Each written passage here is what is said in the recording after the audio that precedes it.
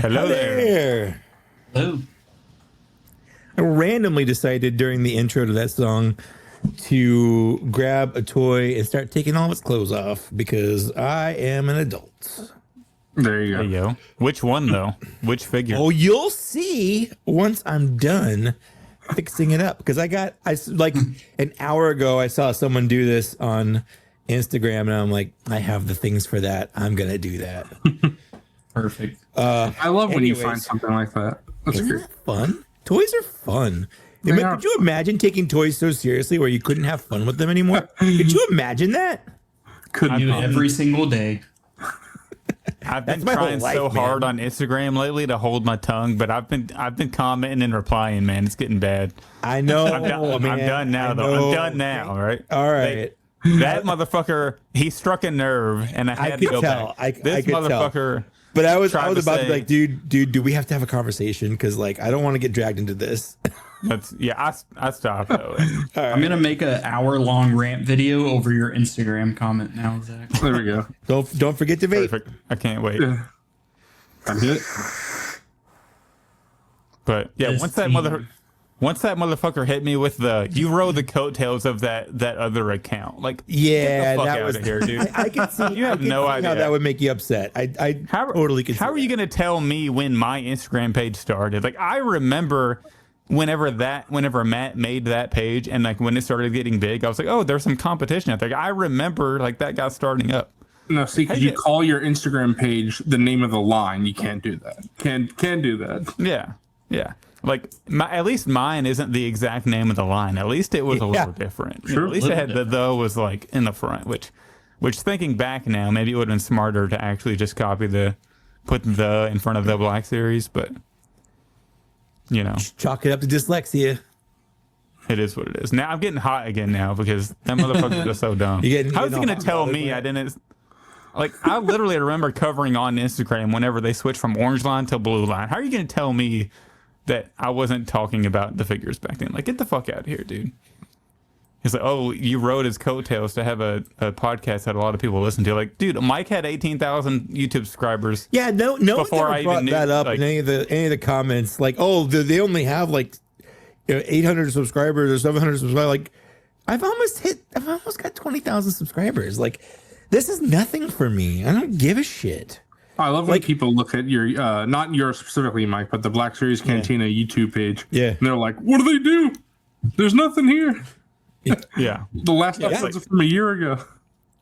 That's Yeah, it's literally just for exposure and just just to see. Yeah. And I got to get better about posting my TikToks on the shorts. Well, we needed a place to put stuff is the thing. Yeah. But I like being an audio podcast. But yeah, so It's not like you're trying to convince yourself. look. Well, anyways, this is normally our Patreon intro. That only our Patreon, because we haven't started the actual audio podcast yet. But it looks like we do have some people who aren't normally here because they wouldn't be Patreon members. But we can go through real quick. You all got to change that. Join the Black Series Cantina Patreon. What are you doing? Yeah, absolutely. I like to give people a taste of what they're missing. Yeah, and maybe they get hooked, and the first one's free. Right. That's what I learned from my cousin. Kirby, VIP member. Ethan is me. Hey. Mainline exclusive Adam. Adam, right? Is that Adam? Yeah, that's Adam. Yeah. Yep. Mike, did you mess up Coffee's name? You messed up Coffee's name? Oh, I probably did.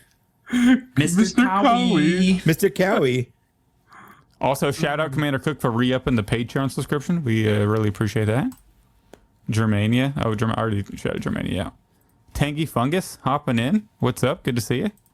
Oh, there's Germania again. See, I normally don't do this. I'm normally not the one going through all these. Hey, what Dante. though?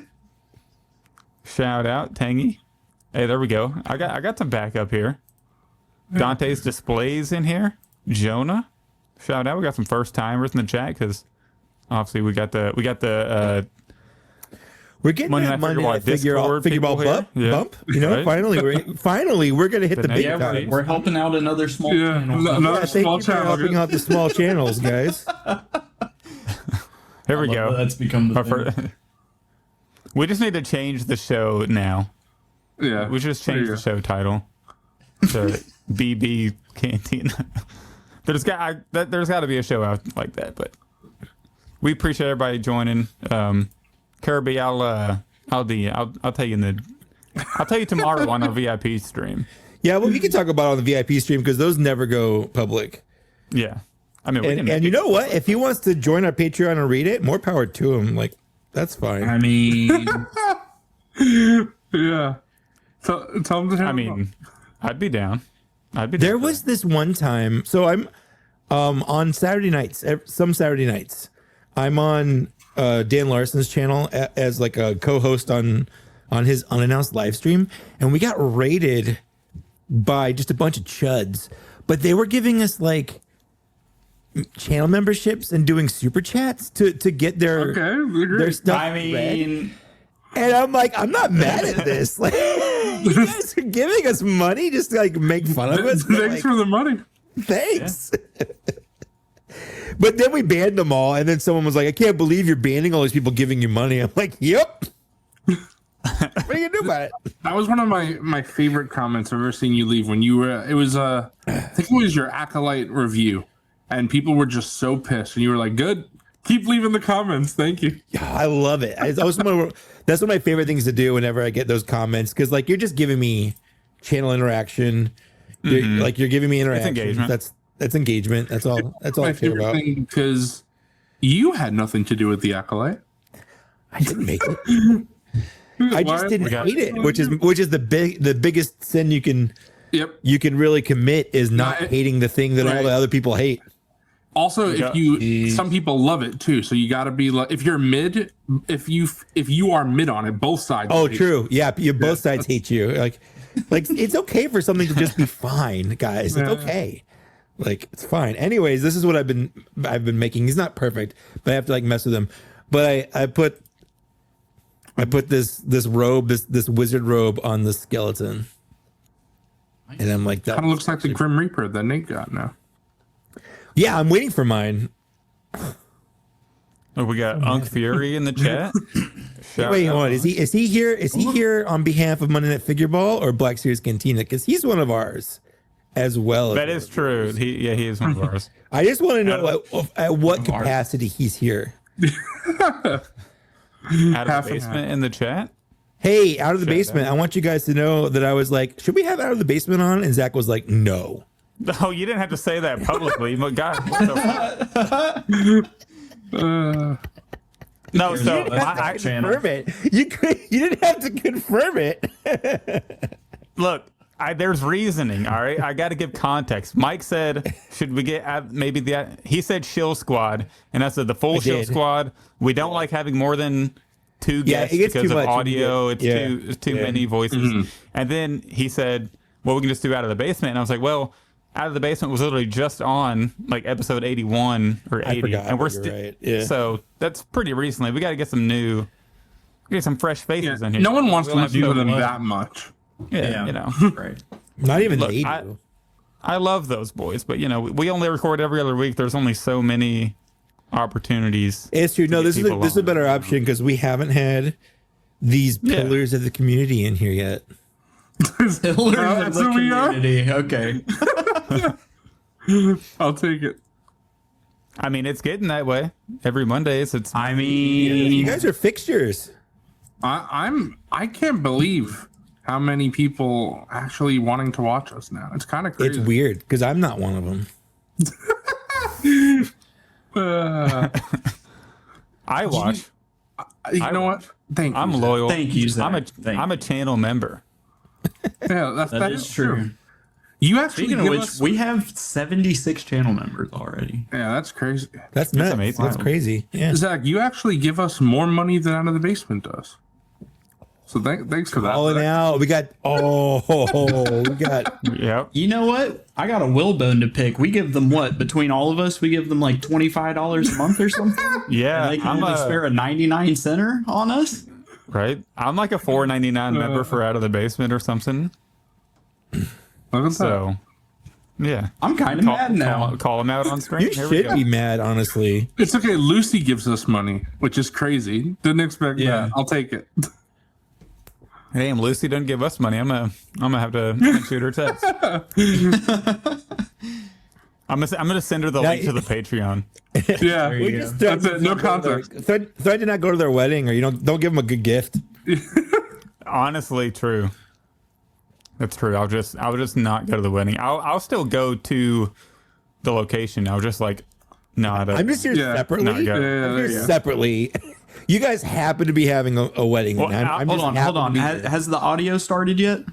No. You didn't start. You didn't start shit Out of the Basement. Fuck you. JK, love you, Pookums. Oh, we do have Lucy here. All right. Oh, there you go. Look, so what I'll do is me and Jenna will go to Colorado, and she's great. Lucy's awesome. I'm sure Lucy is awesome. If she can put up with Justin, she's got to be awesome. I mean, if she can put up with my wife, I mean, she's put up with your wife. That one time I hung out with her. Wow. We do have Lane Speeder Luke here. Shout out. Luke normally pops in. Shout out to Luke. But so what I'm gonna go enjoy the Airbnb that they're paying for, but I'm not gonna go to the wedding. I'm actually gonna just go hang out in the Rocky Mountains or something. Man. So weddings are so expensive. It's like ours. I think ours was like, when you factor in all the costs and stuff, it was like $150 per person. So like everyone we invited, it was like $150. I mean, if you think about it, if you only invited 10 people, that's not a lot of money. But how many people do you invite? No, we had like 100 people there, and that was a small wedding. There you go. Like we had to turn people down for our wedding. Be like, no, you guys can't come because like it's just too expensive. Like the venue, the tables, the chairs, like. It was ridiculous. Weddings are stupid. It's just the most expensive party you can throw, really. This is facts, actually. I need to just kick Jenna off the plane, and then Mike can join me instead. I wouldn't go. If you invited me. Damn. I would say I'm being so salty right now. I'm so sorry. I'm just joking around. I love it. I love Fig's comment because this is true. It's a whole money laundering scheme. Everyone just gives each other money. It's an infinite money glitch. That is, yeah. Justin just pays a lower amount, so he's actually collecting. Yeah, there you go. Well, there was a time when I started my Patreon, like for my own personal channel. My wife's like, should I join it? And I'm like, no, like that's like my own money. But then I thought, well, I guess it is another name on there. So like people just see like another name on the list. But then I thought I could just put her name on the list. No one can check. I mean, like save myself the money. Essentially, you're just giving YouTube like 30%. That's what I was saying. Fig is subscribed to the Monday Night Figureball as a channel member on his personal channel. So he's just giving YouTube 30%, basically. I mean, that is true. Like, it's a nice sentiment, but it's also a little weird. You should cancel your membership to $2. just cancel that. Cancel your membership. All you're doing is giving YouTube 30%. Yeah. But that's probably enough Patreon intro banter. We can probably you ready to kick them out and start the audio? We've had you done fiddling with your figgy? Yeah, I'll be done. Oh wait, this is weird. We're not on the right side, Mike. Oh, there we go. Bad. This feels right. I didn't do it. I don't know. Okay. Well, I'm gonna hold on. Yeah, coffee. Hey, you boy. After that, you boy, real quick. Face sideways. I don't like it. Real quick, I just want to know, Z-Boy, how you doing? I'm doing good. Good. We genuinely don't remember asking. So. I did ask. Literally asked him. But I asked him just so I could cut him off mid-sentence because it's funny. Zach. Didn't we just do this? Didn't we just do this like a week ago? It feels weird to be a weekly podcast. That's not going forward. Don't get excited. Do not get used to this. Do not get used to this. We are still absolutely going to do every other week, but we had to do an emergency Black Series Cantina official episode 90 because of all the reveals. We could not wait another week. And, we found out that there weren't going to be any reveals for the Toy Fair this weekend, so we just had to record. I wanted to wait, but waiting would have been in vain. It would have been for naught. So I'm glad we didn't wait. But I'm antsy. I'm itching to talk about the new reveals because let me get you a little factoid here. My wife does not care. She does not care. So if it weren't for you guys, I'd have no one to talk to about this because she could not care less about what Hasbro announced. Look, so I'm here. I'm in the exact same boat, and of course, you know me. With all of these Revenge of the Sith carded figures announced, I have been just bouncing off the walls, ready to talk about this. I've also it's just got me I'm all fired up. I'm replying to people on Instagram. I probably should. I know you've been real. I'm hot, real excited. Yeah, I've been bouncing off the walls, man. I've been too high. Also, if you notice, we got a little logo in the corner, a little updated anniversary logo on our video for the Revenge of the Sith anniversary with the little Darth Vader. Oh, I did. I forgot that you sent me that, and I was like, yeah, that looks really good. And then I just didn't even notice it. It's like you're telling me you went to go get a haircut, and you came back with a haircut, and I'm just like, yeah, whatever. Right. It looks that great. New fancy logo up there. No, it looks. You did a good job. So we're going all out for the Revenge of the Sith anniversary. But it's crazy. Before we get going, and we do have some guests, and we'll get them on in a minute, but I did just want to say, it is genuinely wild. I was just in my kitchen doing dishes, and I just stood there and smiled. I was literally for 3.5 years on this podcast. I haven't listened to our earlier episodes in a long time, but I'm sure you could go back to episode 2, 3, probably even the first one, episode 4, 5, 6, and I've mentioned how much I want that Revenge of the Sith card on Black Series when they do that. Yeah, you have. That's something that you can validate for sure. And it was always just, maybe, in the anniversary year we'll get there, but it also wouldn't surprise me if they didn't get that. Maybe there's who knows if there's a licensing right, they don't have the right to do that. You never know what could happen. But now that we're finally here and we have so many of those revealed that we'll cover later more in depth, I'm just really excited. So hopefully we get those sooner than later. I don't want time to go by that fast though, but I plan on. I'm saving my thoughts for later. I'm getting too hyped right now. I'm getting ahead of myself. You are. You're amped up. All right, take a breath. Take a breath for me, and let's get episode 90 started. Something Q90 droid I'm phoning this one in. Q90. Yeah. We'll think of something. We'll think of something. But let's just go ahead and get our guests in, should we? I think from the left corner here, we've got the man some say is entirely made of animals. Some say he was raised by animals. Some say he is just an animal. That's MrCawfee. Oh, wait. Yeah, that's... I surprised you. I was like, okay, let me. Yeah, no. The next one. Some say just highly caffeinated. Some say he'll wake you up in the morning. Some say he'll make you the freshest pot you ever had. That's the Zoo Boy.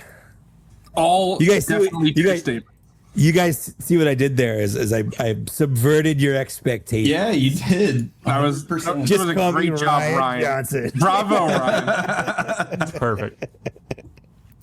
But of course, welcome to the show. Welcome, Coffee. If you're listening to this episode and you don't know who these people are, they are the two of the co-hosts for Monday Night Figureball, and I did kind of just want to let you all. Co-hosts? Yeah. Oh yeah. You know, I was technically a co-host for like 30 minutes on that show. So, or the host, because Wilbon's power went out. I was just doing the show by myself. Wild times. Wow. That was before you guys. Yeah, right. But so I did want to give you all a chance to just sort of introduce yourself to our audience. And so whichever one of you wants to go first, go ahead. Zoo Boy can go ahead. I'm the Zoo Boy, Michael. Like Zach said, I'm a co-host of Monday Night Figureball. Run that show with MrCawfee and Wilbon and Fig Fury. Gonna do stuff on my own channel soon, but we stream every Monday night at 8:15 p.m. EST, and we have some videos going out, but nothing for me yet. That's mainly MrCawfee's job, so.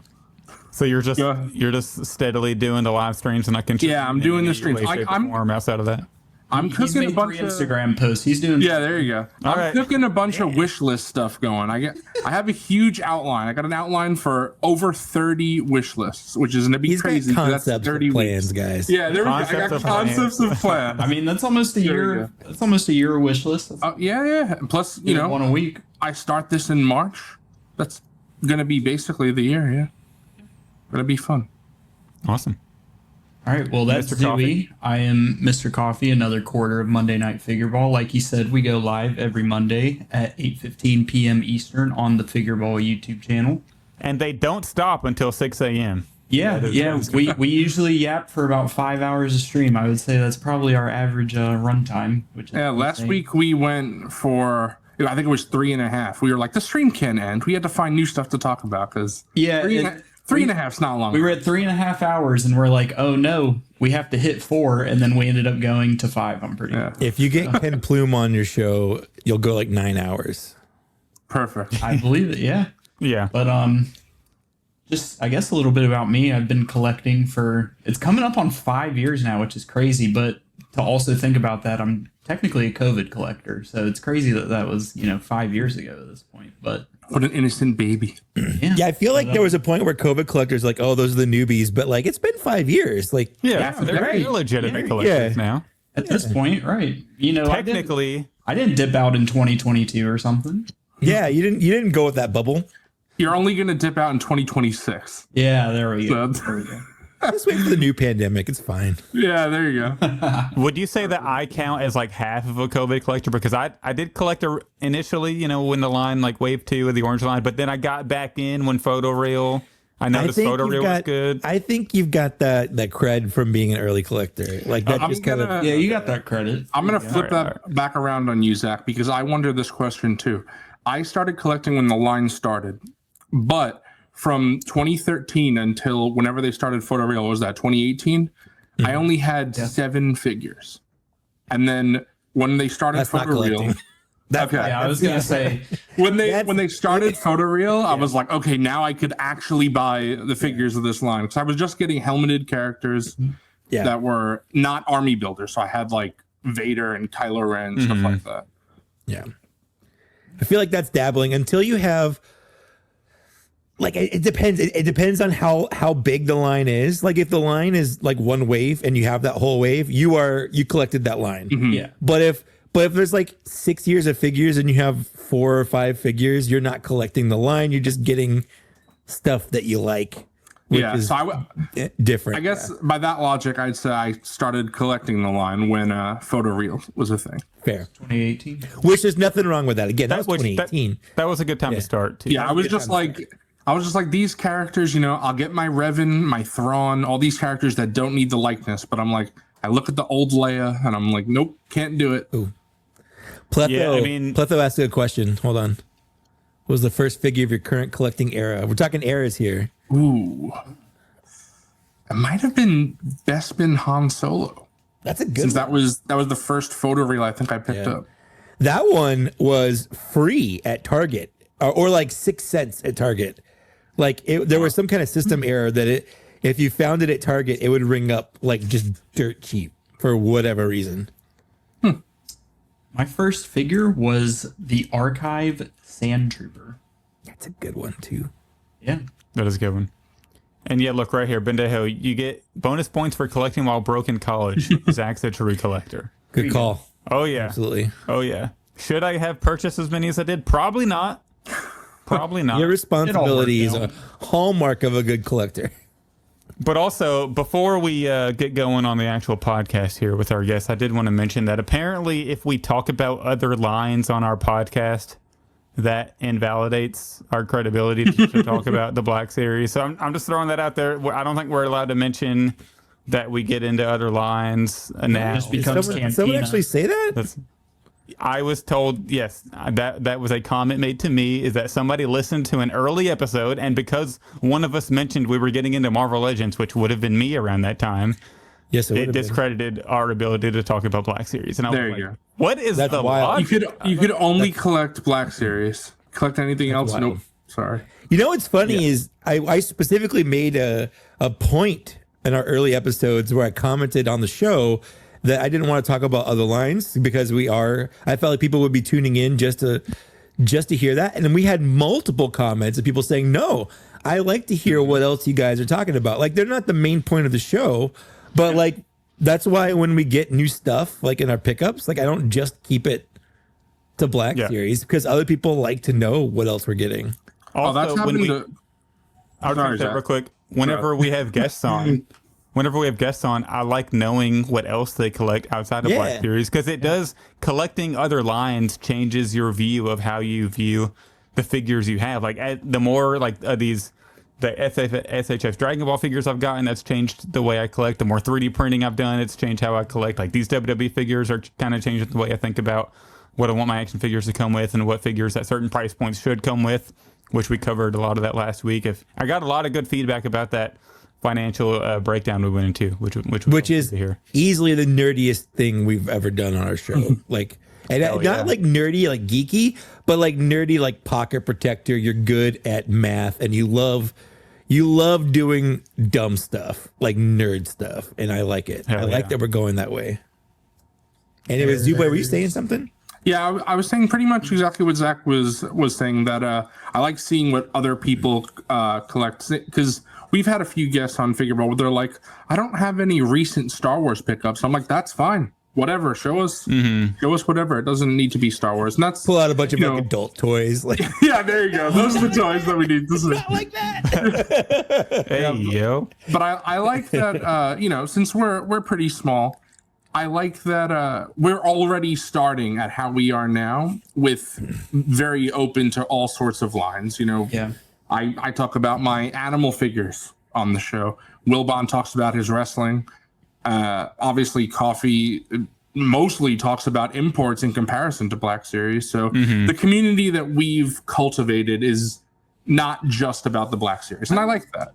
I think it's perfectly fine to talk about other lines. When we started the show, we were like mainly talking about Black Series news and info. And I was like, I don't think we need to like kind of lock ourselves to that. Why not, just talk about Star Wars figures in general from everybody, Especially because Out of the Basement goes live on Sunday. We go live on Monday. It's like, it's our opinion, but when we cover the news, it's like, you guys just heard this on Sunday. You don't need to hear it exactly. There's a lot of overlap. Right. Sure. Yes. Yeah. Yeah, I do like that our audience is like, I feel like for the most part anyways, like I do know we have some people who don't, like a lot of our listeners listen to us on the go, so they don't necessarily watch YouTube or are active on YouTube or whatever, but we do have a lot of listeners that watch Out of the Basement, and Out of the Basement has a lot of watchers who listen to Cantina, so it's the majority of it is overlap.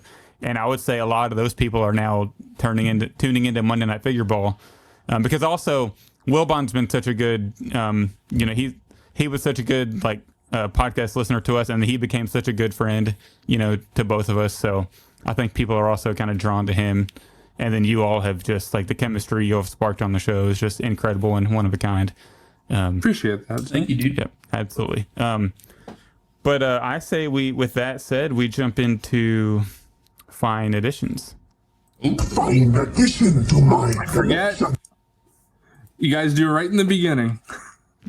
Oh yeah, and I didn't forget the clip this time, Mike. I didn't. So. No, you did. You got it. I'm so used to doing Snaggle 2 Snags 4 hours into a stream, and Which we should say, out of the way, man. Since we are on Black Series Cantina, we can say that is Mike Case who came up with that.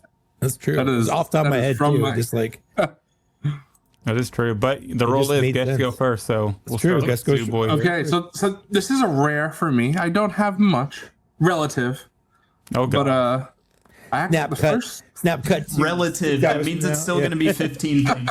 Well, also, I think that means we got him at a good time because I really didn't want to sit here for an hour and listen to the boys pick up on the podcast. That's perfect.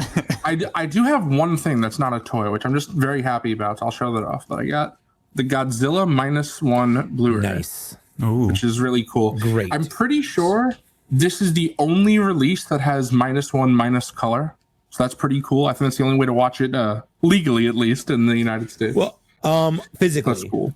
Yes, physically. Yes. Right. Yeah, physically. We're only allowed to talk about Black Series figures. So. Yeah. I do have Black Series, Zach. So I'll save that for last. You know what? But I did. MrCawfee's gonna like this. I did get some NECA horror today, actually. Ooh. I got Hannibal Lecter.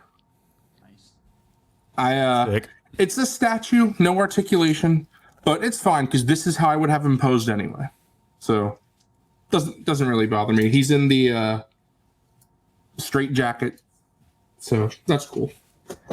Then I got another NECA, Boris Karloff Mummy. Oh, nice. Really cool sculpt. I really like how this looks. I especially like that the way I have him posed is the knife is hidden in his sleeve. He's got those Mon Mothma sleeves. Yeah, exactly. Ready to do some stabbing. And then I did get 1 3 3/4 inch. I got R2BNE. It's the Easter Bunny. Oh, the Easter Bunny. Astromech Nice. Droid. So that's cool. I do like the holiday figures that Black Series does, the Christmas and the Halloween. So what I really want, I'm surprised. I haven't heard, every time I've talked about this, I've never gotten positive reception, but I would love a Jackson Rabbit Easter Bunny. Sure. That would be so cool. Like a holiday I want Easter. something. Yeah. I want It makes- something it more makes than just sense. repainted troopers. I want Right. something. I mean, That would just we be got that fun. with Halloween this year, which is, I think, a step in the right direction. Yeah, for sure. Yeah, with the Cad Bane. Yeah. Then all right, Zach, I'll gain back all the people who tuned out now. I did get Black Series. I got the Mid. Super Battle Droid. Oh, and that's not Phase mid. 1. Take it back. Mid. I said it too fast. Yeah, I know.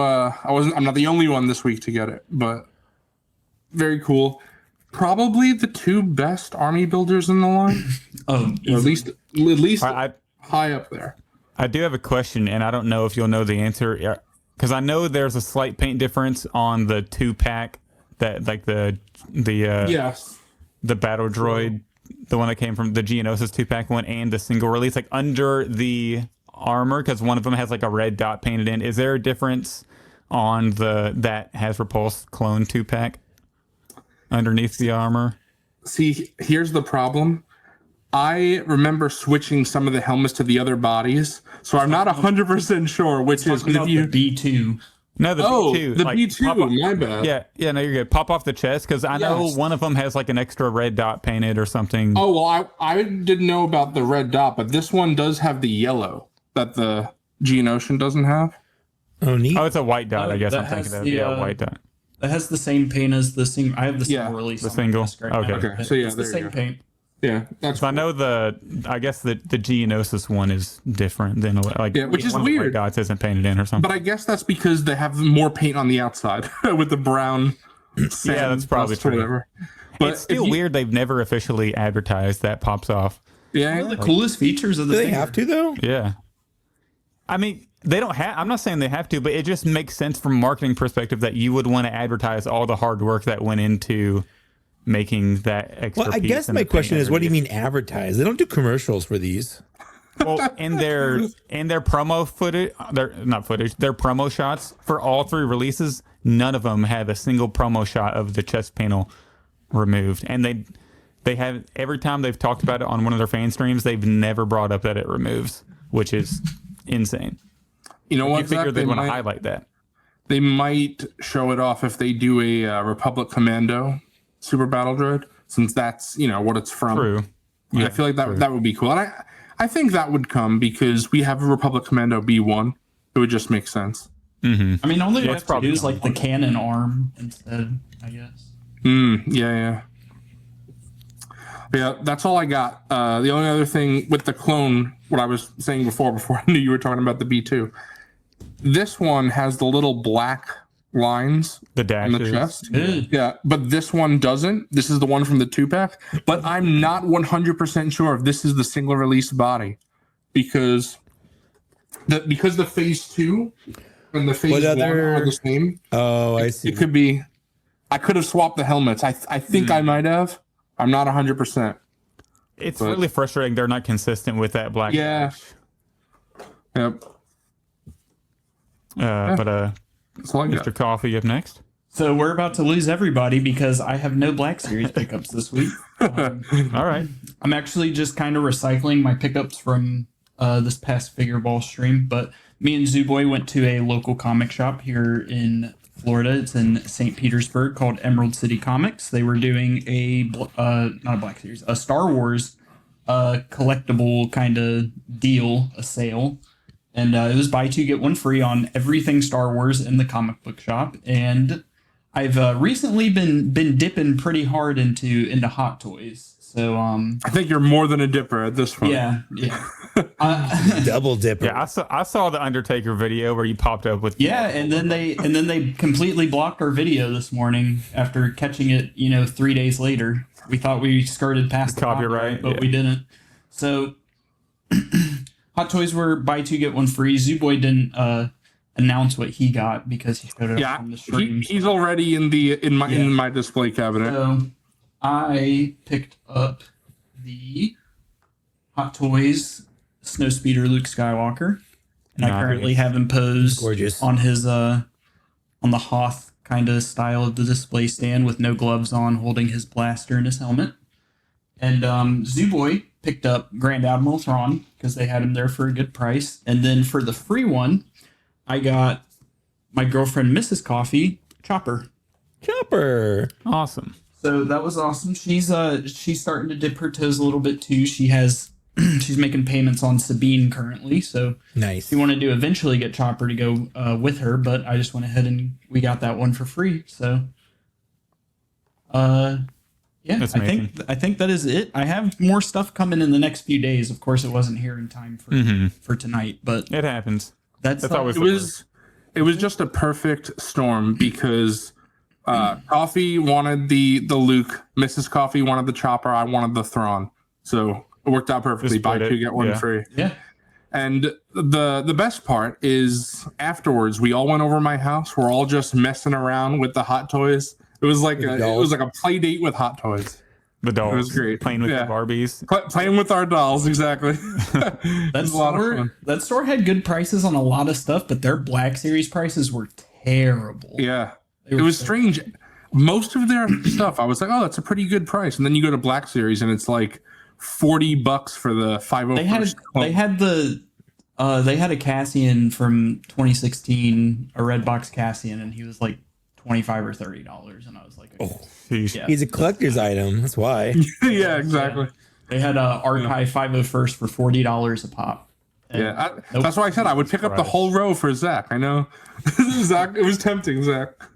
Yep, I was. It's like, how could you? I was close. I was close. If they were cheaper, I might have just snagged them for you. Oh gosh, $5 each, something like that. Mike, do you have anything, or do you want? I do. I have one thing. All right. It's the same thing that ZooBoy just talked about. I got the 2-pack, Phase 1 Clone Trooper and Super Battle Droid. I haven't opened it yet because I'm going to do a video on it. But this is, I think, the biggest of these boxes they've done so far. I feel like it's definitely a little heavier, but I feel like it's a little taller. But I also threw the other boxes in the recycling bin, so I can't compare it, which in hindsight, like, that was stupid. But I'm also working on paring down on my boxes for the move coming up, but I'm excited to have it. I can't wait to pop it open and have more of the things I already have. But see, since it's plastic-free packaging, there could be anything in there. Yeah, there could be anything. There could be hot sauce in there. Up to and including toys. There could literally be a banana or a bottle of A1 steak sauce hidden. Or both of those in here, I'll take it, honestly. That's impressive. You know, that's a fun snack. Banana with some steak sauce. There you go. A little steak sauce and banana. This is my after-school go-to. Yeah, there you go. Mom, I'm hungry. I'm home from school. Get your apple sauce. Go get your steak sauce and your banana. Yeah, Mom, thanks. That's what my mom sounds like, by the way. Perfect. So I'm not sure if this is like, that I'm just going to assume. I don't know. Wilbon normally pops in his normal one. I'm going to assume this is like MrCawfee giving. Yeah. It's just me. There you go. Look at these cuties. He's actually talking about the oranges, though. He's not talking about us. Oh, okay. Yeah. Oh, okay. Oh, it's Unk. All right. I was wrong. Unk's in here on the Figureball channel. All right, but I guess I'll jump in here on fine editions. I got He's one trying to Black get his money's Series worth out of that membership. Yeah, right. Yeah, He's going exactly. to now. I did get 3 more WWE pickups. How many Canes? Pretty excited about these. That's got to be Kane. This is Kane, but I was joking. You might be surprised because when you open it, it's actually the Undertaker disguised as Kane. Disguised as Kane. Oh no! He did this twice, 2 or 3 times. I think twice, where he put on the mask and they did the thing where like you didn't know it was him. But so I actually have had this before and I sold this, but I do love how it's just the box is Kane's mask and it opens to be the Undertaker on the inside. But I actually sold this a long time ago, and then they actually re-released this figure just in a normal packaging, kind of like an archive, like what Black Series is when they do the archive. That's kind of what they did. But I needed this box. Like I had to have this figure in this packaging, or it's just not the same. So I got a really good deal on it. It was like $33 after shipping. Well, I also had like an eBay coupon, so I had to bundle some things together. But one of the things I bundled with that to get like $15 off the order, picked up Mankind, so I can finally throw them off my. I'm going to climb up to the roof of my house. Hell in Cell? Yeah, throw them off the top. Hell yeah, one of the best matches ever. Or one of the best squash matches, basically. So that's one of my favorite internet memes, honestly, is the shitty morph. Do you know about that? Yes. It's the guy on Reddit who like will start this like fascinating story that you're involved in. You're like, whoa, what's going on with this? And he comes up, you never expect him because you don't look at the name. And then suddenly he'll just find a way to take in 1998 and then he'll go into that same spiel. It gets me every time. Every time I'm engrossed, and suddenly I'm reading about Hell in a Cell in 1998. I mean, you can't not. It's just so good, and you can't have a late 90s, WWE display without Mankind. Like he's just one of the go. Is that your favorite of his personas? Yeah, probably. It's probably definitely his most popular one. But I mean, Cactus Jack is pretty cool. I was gonna say Cactus Jack's pretty good. I know we talked about this off the show, Zach, but I just love how hard you're going in on this line now.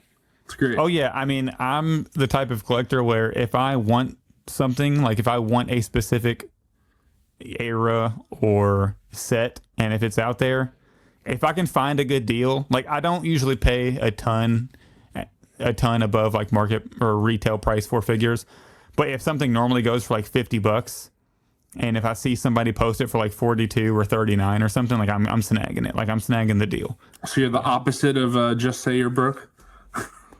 I mean, we don't got to talk about that on the podcast. Just say you're rich. Yeah, there you go. Look, kids, if you're listening to this and you're in college, stay in college, get a good career, and you'll do good things. But also, I think MrCawfee might like this one. I know MrCawfee's a big John Cena fan. So if you're a fan of that era, I had to get the debut Rey Mysterio. Hey, there you go. With the Cruiserweight title belt. And I actually bought this on eBay, and the guy sent me a John Cena Elite figure. And I was like, what the hell? Like, this is not what I ordered. But luckily, it wasn't a scam or anything. He legitimately, like, I messaged him, and he was like, oh, that's totally my bad. I guess our labels got mixed up. We have a ton of those, so we can't do like a swap. But if you just refund it or send it back and get the refund, you just buy it again. And then the guy like personally made sure he got to me. So nice. So that's pretty cool. But moving on from the is technically every WWE figure John Cena 2-pack? Technically, yeah, that is true. You can't see him. You can't see him in there. Have you seen the Invisible? Are you gonna get that figure? Yeah. The holocom John. Yeah, the holocom John Cena. I'm trying to convince myself not to, but I feel like it's just such a unique item. I might have to grab. Put him on the holocom like puck. There you go. I mean, honestly, there we go. That might work. That might be why I get it. But the coolest item I've gotten recently, and this might be the coolest item in my entire Black Series collection, I picked up the Test Shot Savage Press. Nice. And you know what made me mad about this? Other than no thigh swivel, of course, is that I ordered this and then like 3 days later, it just happened to come up in the Shill Squad group chat, and I gave Nate the link to it. His got delivered like a week before mine or something. It's messed up. Apparently, mine got stuck in customs trying to leave the country it shipped from, so it like got sent back to the. So there was a couple of issues with that I found out, but through the tracking. But it finally got here, and this figure is going to be such a banger. Like, I cannot wait for the finished product. I didn't get any of the accessories or anything, but the ab crunch is great. I get why you bought it. Like, I get it because like it's a fun, unique thing. But I couldn't imagine spending money on a blatantly like knockoff, unfinished, unproduced figure or whatever, when I'm actively waiting for the real one to get here. Yeah, but it's just I don't have anything like this in my Black Series collection, so I feel like that's the one-off amazing figure. You kind of own a no. Like I said, I get it. Yeah, it's like a. But it also, so good. I don't know. It's weird. It's a weird thing. It's just like one of those things. I don't plan on like displaying it. It's just it just seems like such a cool piece to own and have. And so, what will you do with it? It's probably just going to be a desk piece. Like I'll just set it right here on my desk and mess with it. So even after I get the regular one on the clone shelf, I'll probably find a spot for it. But I don't know. It's like going out for a nice dinner, but then you just have a sandwich at home before going to dinner. I don't know, man. This thing's pretty sick. Looks good, right? Look, and there's gonna be. Is it sick though? Is it sick? I'm got no paint on his face. Yeah, but look, you got the paint on the chest. It's objectively a bad toy that you spent money on. But it's not for the toy. It's for the piece, the item. Objectively, you're like, no, I love the item in the collection that it's unfinished. I love this. Actually, one of my favorite things about it is Nate's has paint right here on this like front piece. This little piece of rubber that hangs down. His has the silver gray paint, but mine doesn't. So I like how they're kind of unique. Wow, so not only did you get his first, his has paint on it too. Yeah, his has more paint. So Hasbro's gonna start releasing like paint like prototype figures, which they already did. Now that I think about it, they did the prototype retro figures. That's right. That's true. It's gonna be a new subline though. They're like, these are one of a kind. You guys will love them. That's what it is, Zach. You don't realize that's right. Yeah, this is gonna be announced. Yeah. Holocom is dead. They're doing that instead. But I like it so much because it's just such a weird item to have, and like I don't have anything else like it. It's fun. And it just looks like he fell in tar. Yeah, that's awesome about it. So I mean, Mike, if I find more for a reasonable that price, episode of the Clone Wars where Savage fell into the tar? Where Savage fell into tar. Yeah. Fighting the Predator. Yeah, exactly. Like Dante makes a good point. Like, what if somebody buys it and it just comes fully finished? That would actually be kind of crazy. But I think I might be into these like little test shot things now. If I find other ones for halfway decent prices, I mean, there's some on there. Like, there's a test shot figure for like $1,000. Oof. Yeah, it's what's that guy from Force Awakens that didn't make the cut? What's his name again? Constable Zuvio. Yeah, there's one of him on eBay for like 11. Oh, you got to get that one. Never mind. That's awesome. I mean, if the dude lowered price to like $40, I'd okay. There you go. for sure. But do a 95% discount. There you go. But for $1,000, there's absolutely no way. Like, that's just ridiculous. But those are all my fine editions.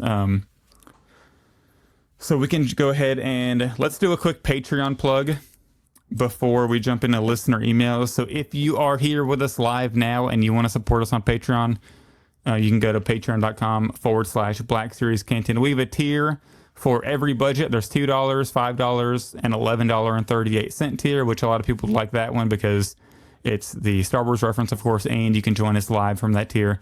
And that we don't have any VIP spots open. Those are $25 a spot, but those are full right now. So, but anything you can give really helps. We also, apparently, Mike and I got an email on our blackseriescantina@gmail.com that Apple is like now doing an extra 30% on Patreon. So, which is kind of annoying. So we're getting even lower share now. They pulled a Disney on us and they're asking for more profits. So which they don't have anything to do with Patreon. Like none of our stuff goes through their Patreon. If you sign up for Patreon on an Apple phone now or an Apple device, they take 30%. It's the same thing for YouTube memberships. It's the same thing for I think even if you send super chats, it's the same. Is that just for the first time they sign up, or now every recurring? I don't know. Every recurring one. It's probably it's a recurring charge, so it's going to go through their system. That's why you do all of it on a PC. Yeah, that almost. I think I might have signed up for your Patreon on my iPhone. I may have to cancel and subscribe on my computer. Well, I think you signed up before they implemented that, so I think we're good. Okay. Hopefully, anyways. But I'll just give you guys Zach's phone number, and you can just PayPal him or whatever. I'll just put that on the internet. I don't think it'll be a problem to do that. Oh, it's I mean, fun. if they're sending me Venmo or PayPal, well, I'm good. Yeah. I'll just put my phone on Do Not Disturb like it's in most of the time anyways. It is very good. Zach and I have done some transactions together, and it's through Zelle, which is great. Very easy. I'm so glad Zach uses Zelle.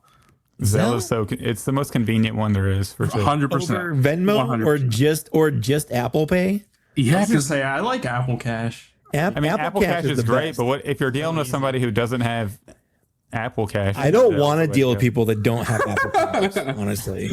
Look, when I was dating people, like when I got a girl's phone number, if it came to me green, I was like, I don't know if they're gonna get a date, honestly. Like, oh my gosh.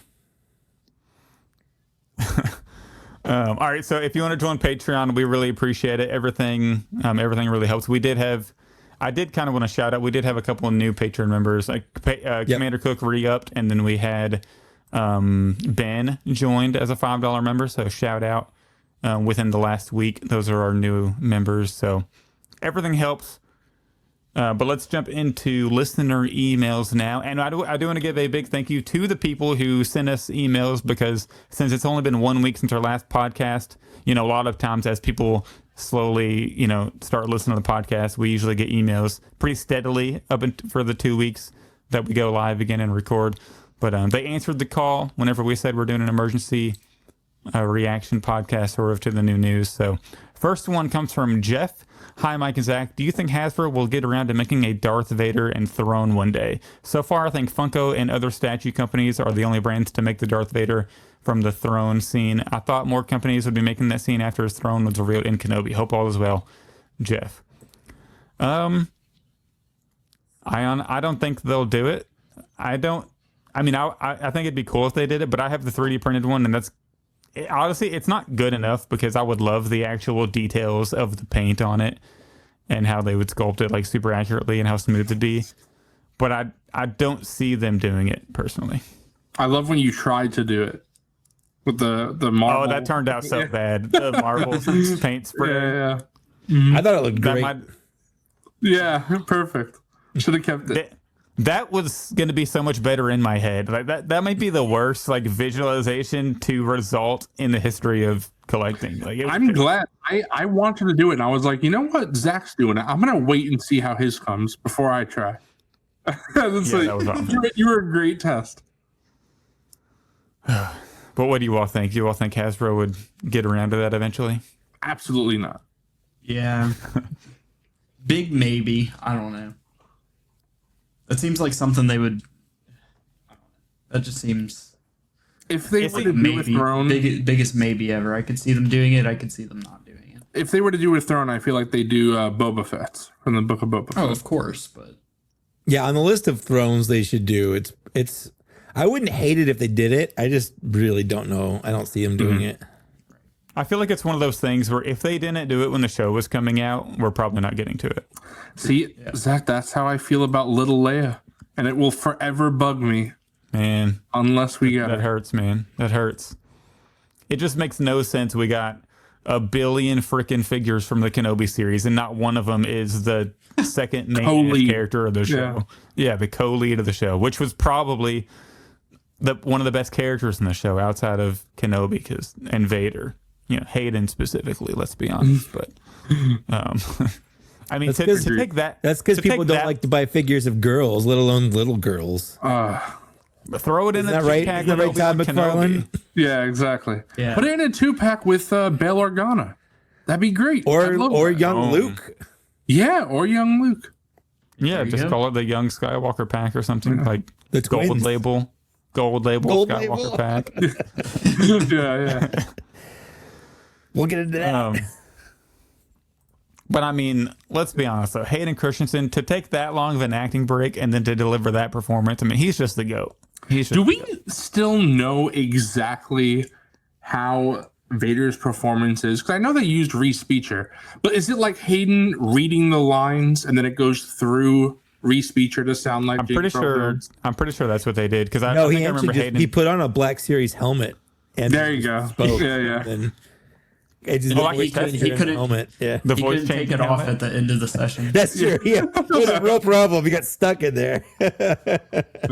Because I know there was confusion about whether Hayden read the lines and then they put it through the AI to make it James Earl Jones, or that's why great AI. I'm pretty sure. I heard that Hayden was not in the suit a lot, but there were the other actors were in the suit a lot. So I'm like, what exactly did Hayden do?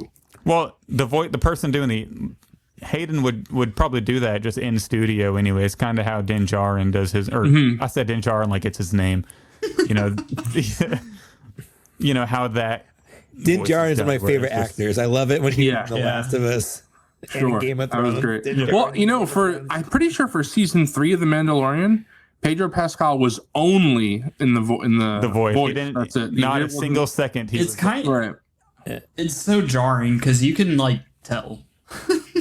You can tell what he's not doing any of the performances. I'll say this: when you know, you can tell. But if you don't know, you can't tell because you don't know to look for it. Yeah, I think I agree with you on that because my parents, they did not know until I told them, and they were like, "Oh yeah, you couldn't tell." But also, so many other things. Like he doesn't have to be in the suit. Like no one's mad that James Earl Jones was never in the Darth Vader suit. Like who cares? He's so busy as an actor now. If he would just not be in the show. If he had to be in the suit, Mr. Fantastic, not Mr. Okay, I guess. And I feel like it is a little frustrating that because there's the rumors out there, reports, like you never know if they're 100% true or not, that they kind of had to change the story a bit because he couldn't be in the suit. Like, so it is a little frustrating that they would cast somebody who like physically can't be in the suit for long. Well, I think at the time. Well, to be fair, he wasn't. Mando was kind of his like skyrocket. Mando is what got him there. That is fair. But I guess it is frustrating that he kind of turned into The Rock. Like he was there for a year and then he's like, oh, I'm just doing voiceovers now. You know, I'll be in and out. Again, I'm fine with it. Like, I felt like with the story that season, it would have been weird to see his face because the whole thing was like he's trying to go back to how he was raised, which I think is fine. A lot of people were mad, like, "Oh no, I want to see him more." Like, well, see, I'm in the other boat. I liked it when we didn't even know his name. Like, he was just the Mandalorian. I liked that mystery. He was just this mysterious guy that wandered in. He'll rescue a kid, shoot some bandits, collect a bounty, and go away. Like, I like that. See, I feel like season 3 would have been better had they continued the arc of him not sticking in that cult where you got to keep your helmet on. See, I think the name Din Djarin is stupid. I also think the name Grogu is stupid. What about Din Grogu? Din Grogu is the worst stupid. I love Star Wars, but sometimes the names are dumb. You know, Obi-Wan Kenobi's a pretty dumb name too. It's a dumb name, but like you just don't recognize it because you grew up with it. You've been hearing it so long. Mm-hmm. Well, but like Ben people Kenobi make fun of that name. Kenobi the same? Yeah. Yeah. Make fun of that name all the time. You watch any Star Wars parody, it's like Oogie Boogie or whatever. Or Yoda too. Yoda's silly. It's inherently a dumb name, but like again, that's Joe. You got Pletho Jod now Wood. Yeah, there you go. That's Come perfect. on, it's perfect because it's bad. What's wrong with just Steve? I'm Bounty Hunter Steve. No, that's the best part of Star Wars names because there's someone like Luke, a normal name. Yeah. And then there's just, someone, even Max Rebo, right? There's Spice Noodles and Ruby McCool. Mm-hmm. And then there's just some guy named Max. Yeah. Max. But Pletha does point out the craziest Star Wars name and arguably the dumbest is John. I just said that. Look, I was pre-reading the next email, so I got tuned out. So, like, you're just rehashing a joke I made 5 seconds ago. It's okay. Look, Coffee and I do that all the time on Figureball. We got to screen the emails at some point, all right? So, all right, next email. Let's jump to the next email. This is from Edmund again. Hey, guys, as a Zillennial born in 1977, I sometimes think the hobby may die out with millennials, prequel era fans. I don't know if there's too many Gen Z or Gen Alpha collecting action figures. Am I just an old man who doesn't seem to see many kids buying figures anymore? There's definitely too many. Oh, sorry. I truly hope collecting figures don't die out. Thank you. Love you both, Edmund Lee. I was going to say, I can tell recently there's definitely too many Gen Zers with all the... I only want this clone trooper. I want this clone trooper. I want this clone trooper. I'd only buy the snap blue. Yeah. I want a blue one. I want a blue one. I want a yellow one. I want a purple one. Mr. Hasbro, can you give me an orange one? I want only clone troopers, no OT. Yeah, I'm not worried about some people their way. That's all they'd want. Like if it's not a wave of full clones, they don't even care. I talked about this on Figureball, but I want a Lobot so bad, but I just know he will be peg warmer supreme. And it sucks. I hate it. Probably worse than General Lando, if we're being honest. He's a bald guy in a 70s jumpsuit. And come on. That's what I love about him. The fact Lobot has to be like Lobot. Like, come on. I feel like our only chance of getting Lobot is if he's somehow a HasLab tier, and I don't see how that's going to happen. So. Or a fan vote. See, Zach, I know you like fan this, vote. But here's the thing: TVC collectors, they want the client. They want the modern Star Wars. We want Lobot. Please give it to them. They have Lobot. We have. They can have it. I will trade you. There needs to be the big switch, but it's not McFarlane. It's not McFarlane getting the Disney license. What it is, honestly, I'd be okay with that if TVC got all the new TVC can get the new media, and we were getting all the older stuff. Like I would be okay with that. To be honest, all seriousness, it does make sense because if you think about it, there are people out there. Chris Perillo said it on this podcast that they just want new characters, so they're okay with the characters from '95, whatever. Not every collector is like that, of course, but because some are, it just would make sense for the 3.75 collectors to get new media characters who have never been in the line, while Black Series is the first 6-inch line. And there's a ton of backlog we don't have. Right, exactly. I think it really makes sense. And I'm saying this as someone who hasn't really soured on new media. I buy most of the new media figures, but I still think that would make more sense. And I buy both lines. I'm not hardcore into TVC. You're not allowed to do that. Yeah, right. Yeah, actually, you admitted that on the wrong podcast. Yeah. You gotta to answer the question in the email, though, I definitely can see, like, my nephew does not care about action figures. He did when he was younger. Like, I would get him action figures for his birthdays and Christmas and stuff. But as now he's like 10 or 11, he likes video games, and weirdly enough, he likes stuffed animals, which is weird. But like he likes the Nintendo Switch, like the little Nintendo characters, like what are those amiibos? He loves them. He loves collecting amiibos. He loves Pokemon cards. Like, he does not care about Pokemon's really big on. Yeah, he'll come back around to the action figures in 10 more years. I agree. I think it's cyclical. It's definitely it's cyclical. Yeah, once they start doing what's sort of like Clone Wars era, you get a sequel era throwback packaging, like 20th anniversary. It's just gonna be red box.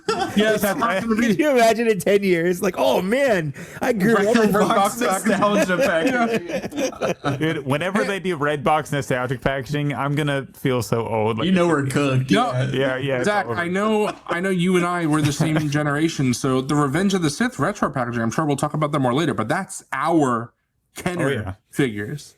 Oh, yeah. That was when we were kids on the shelves. Yeah, Mike, that's a good question, because like, I guess seeing, like, if they ever did sort of a like a red box Black Series anniversary package, that might be like Mike seeing these Revenge of the Sith anniversary packagings. Is that accurate, Mike? How does that feel? Do you feel old seeing like these? That was still 20 years ago. I was How old? I was out of college, but I went to like the midnight release for them at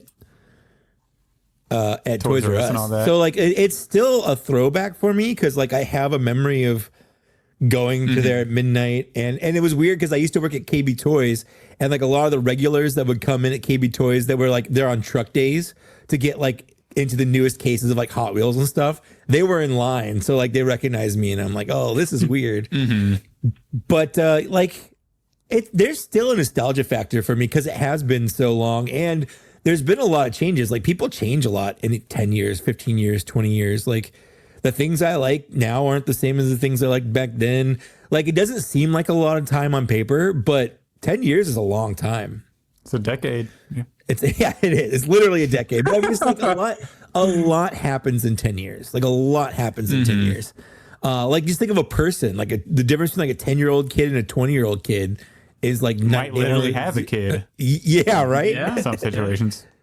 Like a lot changes. So even though it's only been 20 years, like it's still nostalgic for me.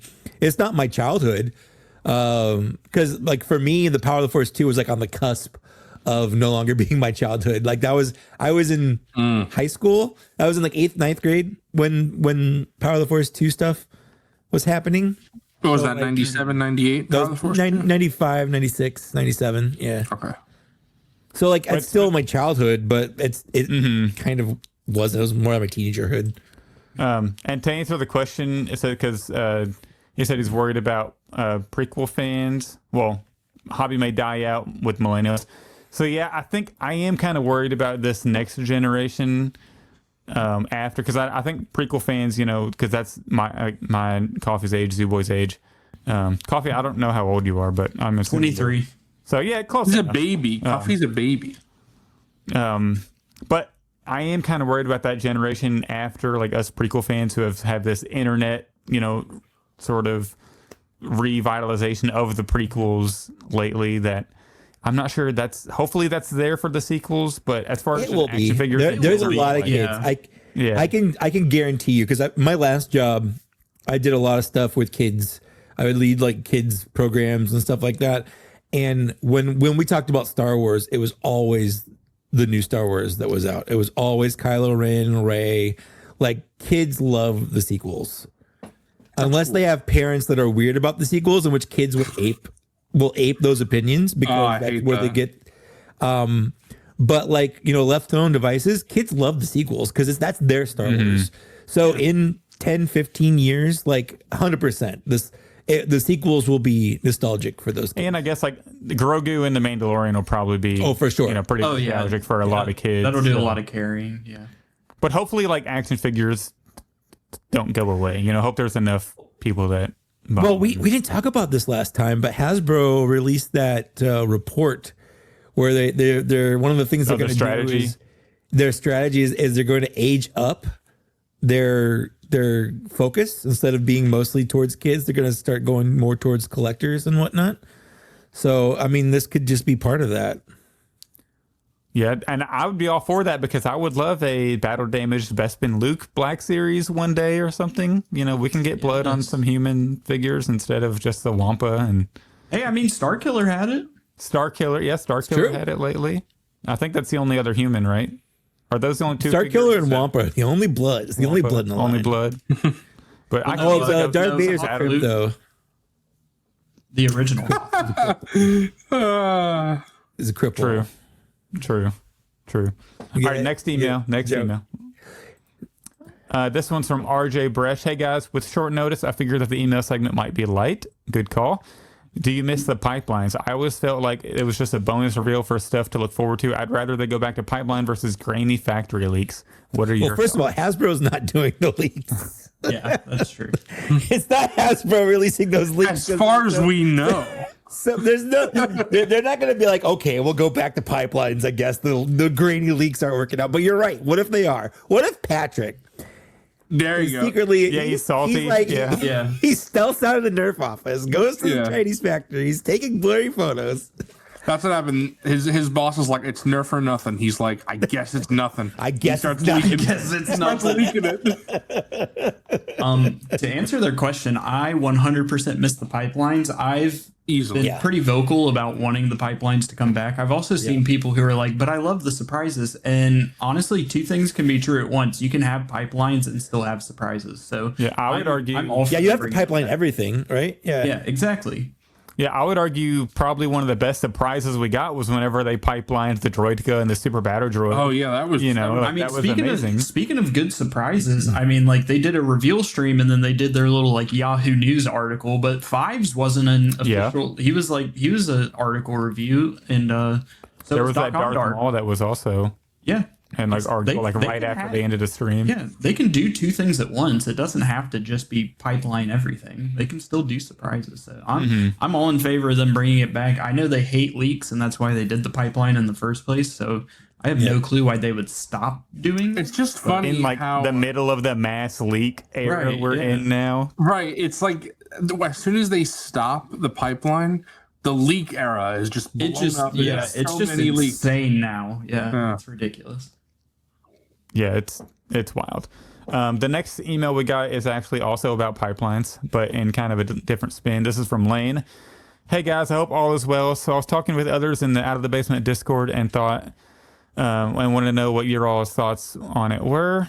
There are some people that would still like Hasbro to do more pipeline reveals, and I thought, what if instead of revealing actual figures, they could have a roadmap that tells the fans what airs and media that are coming up, so they can keep the surprise of the actual figure reveal, but also give a tease and some heads up of what's coming. That too, while also allowing for hype and speculation of not knowing everything. Sorry for the long email. Also, woo for the early new episode. Thanks, Lane. That actually sounds pretty neat if they want to test that a little bit. Like instead of giving us the actual figures, just tell us Clone Wars figure reveal. We're like return to Tatooine. Like, hey, we're having this year's a return to Tatooine focus, and so you kind of know what to expect for the year. I do think that would be kind of a cool idea. Yeah, and I feel like I would say Yak does that sometimes. Yeah. In his master list, he's like Dante's Clone Wars figure. Yeah. So that would be really cool to see Hasbro say, "Oh, we got 3 OT figures coming in the second half of the year." a lot of speculation on what they could be. You know what I love about Yak Face? The way Yak Face teases and leaks information is there's always that plausible deniability where like he could basically say, hey, we're getting a Mara Jade. Like there was that one time where he made a little pun or like a little puzzle where it's like the Emperor's hand or whatever. And I'm like, I immediately like, oh, we're getting a Mara Jade. Cool. But like, number one, it's not official, so we could also not get a Mara Jade. Who knows? Right. It's just Yak Face. It's not really Hasbro. Number two, you don't know which Mara Jade. What is that going to look like? Like Right. we just have a name, maybe a name if that's true. So I always like that, even though we kind of knew that it was coming out. There's always that like a little bit of like maybe it could happen. Exactly. So I like that. Whereas, when you see like a belt from someone on a blurry factory floor, and you're like, well, I guess we're getting that. Like, and you already kind of know exactly which one it is because it's that specific look for that specific character. And like, it does ruin a little bit of the fun and surprise. I do want to shout out. We got we got Unc Fig in the chat saying he likes to pipe, and I gotta say I agree. I prefer piping. Is he in here twice? Is he in here? I think his own. The Figureball was actually Wilbon just because he was talking about WWE figures and stuff. Oh, he's that's true. Wilbon. Yeah. Wilbon is a troll. I love it. I love it. And real quick, we have an announcement. Breaking news. We have a new $5 Patreon member, Tangy Fungus. Welcome. Nice. To the Black Series Cantina Patreon. Shout out. So we're getting that Monday Night Figureball robe right now. Hell yeah. That's right. Appreciate it, boys. Appreciate it. Oh yeah, Tangy, genuinely, thank you so much. Coffee's muted. Coffee's muted. I said you're definitely getting a rub. Oh hell yeah! I can't wait to get that rub at Tennessee Toy Con. Tennessee Toy Con. There you go. You usually have to pay extra for that, so it's nice. Oh no, for Zach it's free. Oh yeah. What else we got? Yeah. What's next on the thing? Yeah. So that's all for our listener emails. But I do want to say Tennessee Toy Con is going to be really fun this year. It's be great. Yeah, I cannot wait to hang out with everybody. Tennessee Toy Con. So, Mike, that's the latest. No free promotion on this podcast this year. Tennessee Toy Con. Are you going to get a Nia Dad Best signature? Oh, for sure. You already know. Mike's super hyped for that. Yeah. Very hyped. But let's jump into some news really fast. We got a couple things to talk about. The most entertaining Star Wars movie is coming back to theaters. The one with the best lightsaber duel is coming back to theaters April 25th for apparently a limited time. It's not going to be in as long as like Phantom Menace was or anything, and in limited I think theaters. that's for now. I think depending on how much money it makes, they'll definitely extend it. Okay. Hopefully, We'll see. I feel like there's going to be a good turnout for Revenge of the Sith. No, for sure. Better than Phantom Menace. See, Zach, you're saying Revenge of the Sith, but you said the best lightsaber fight and the most... I thought you were talking about Return of the Jedi. I thought he was talking about Star Wars. I thought he was talking about the Ewok movies. Yeah, there you go. I thought he was talking about Anakin versus Count Dooku in Attack of the Clones. Yeah, I thought he was talking about a theatrical release of that one episode of the Skeleton Crew where Wim holds a lightsaber upside down and almost immediately cuts off his hand. I thought you were talking about the Star Wars Resistance finale. No, I'm talking about me versus press badges, all right? That's actually... there you go. For Tennessee Toy Con. There you go. Yes, it's Star Wars 05. There you go. That's a good way. That's good. Yeah. But can you imagine like the applause in the audience whenever Anakin lights that lightsaber up in the room of children? Like that's going to be nuts. Like it's just going to be Oh my gosh. Like all the memes in that movie. All the people like, kill those kids. Slaughter them like animals. That's right. It's going to happen. Return of the Jedi was super fun in theaters. So Coffee and I are probably going to go together. Yeah. Yeah, we're going to hold hands and watch Revenge of the Sith. Yeah. I mean, not just hands, but... I mean, okay. There you go. I don't get it. I'm 12. What is this? Yeah, explain in detail. Let's see, boy, what are you trying to hold? I'll let the... Are you trying to pipeline coffee right now? Yeah, there you go. Next? Yeah. What's next? I gotta give Coffee the pipe. Definitely a pipe of some kind. What's next on the list? Mike, you got the next one. Oh, that's right, because I got emails from Hasbro saying that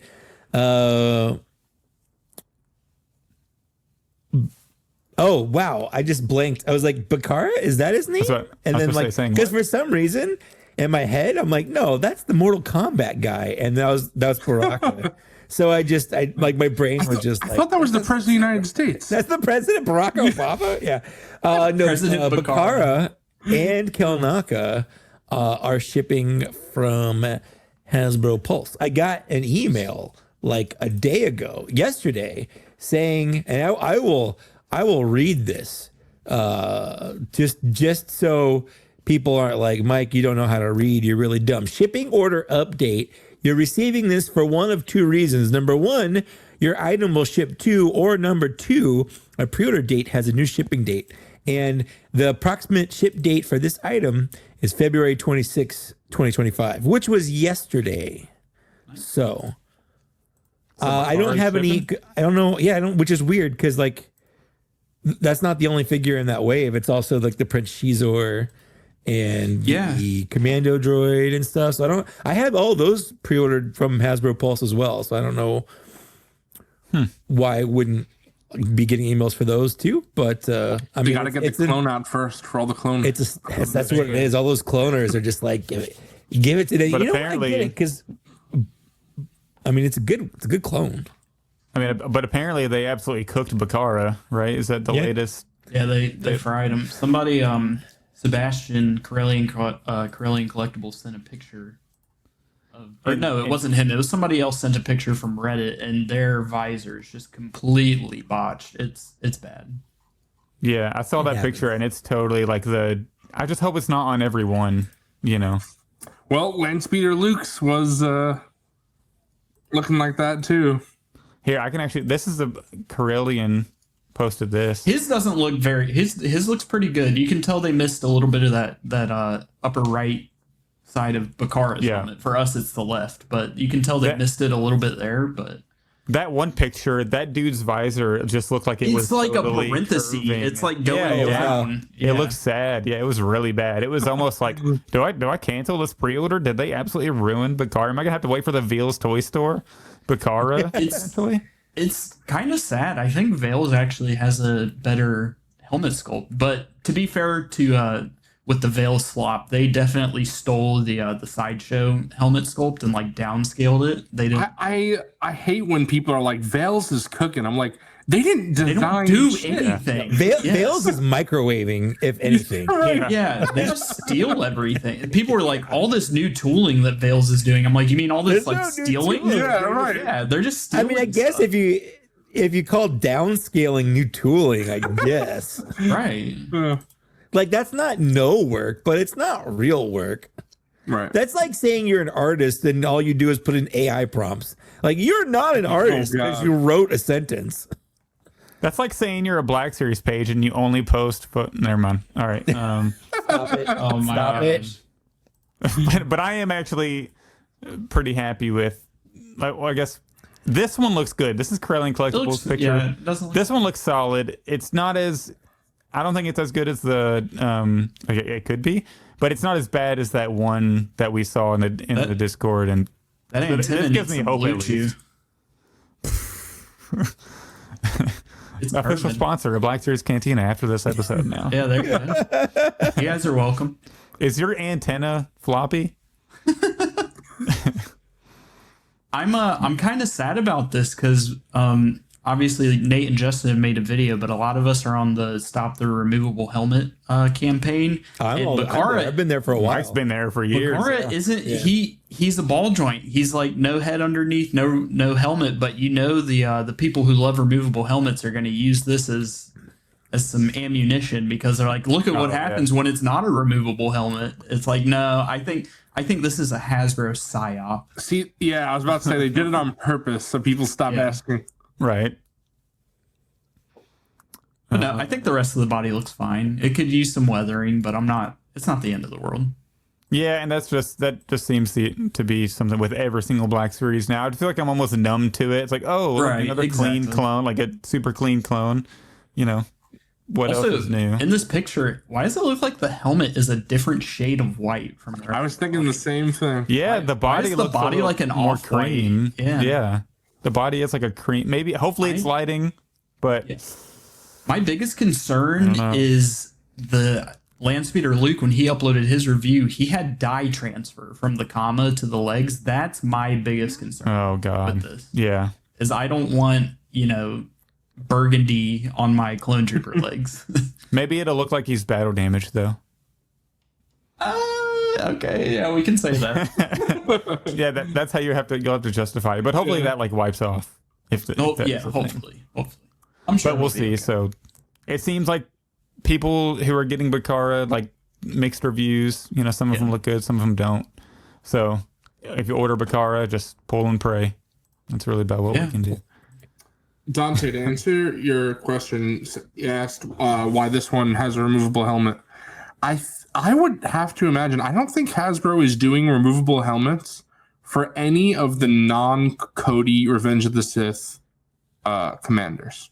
That's what it seems, because Gree didn't have a removable helmet. Neither did the old Gree. Well, to be fair, that was the old body. I'm not sure, but even the new Gree doesn't have a removable helmet. It's a removable helmet. It's just glued on. Right, but that's still a removable helmet. Okay, I guess it is weird that they made this one a ball joint and not. Yeah, I guess that is the interesting part. That do we know they didn't do it like Gree? Like, though? Like, no, you don't. Okay. He's not. You don't even see him in Clone Wars. He's only in Clone Wars. He's at like in season 7, he's there for 5 seconds. I'm pretty sure. Yeah, I don't think we've ever seen him without a helmet. And like, sure, you could just give him a generic clone face. Like, all the clones look the same. But like, what if they do something and Bakara now has like a different haircut or something, and now your Bakara is wrong? Mm-hmm. Like, I'm okay if we've never seen that clone without a helmet on. I'm okay not having their helmet come off. But like, we've seen Gree without a helmet. We've seen that's Cody. why We've seen Rex.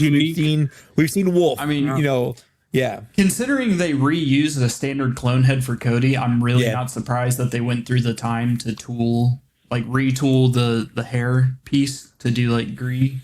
So, but I mean, at least they did it for Rex. You know, I mean, in Ahsoka, what the figure is based off, you don't see Rex's head, but thankfully they took the time to redo that. Yep, and I wonder if it comes down to piece count too. Like maybe because if you have the head, you have to glue the helmet onto the head. Maybe they were just like, if we just have one piece for the helmet, maybe. There's also multiple. No, that helmet's isn't that helmet like made of a couple of different pieces itself? Like it's not one solid sculpt. So that's a higher part count. They had to. Yeah, true. Like so, if this, I'll add it back. If that like top part is glued onto that base, I'm not sure. Down. Yeah, it definitely looks like a separate piece. So instead of doing 3 pieces for the head underneath, maybe just keep it at 2.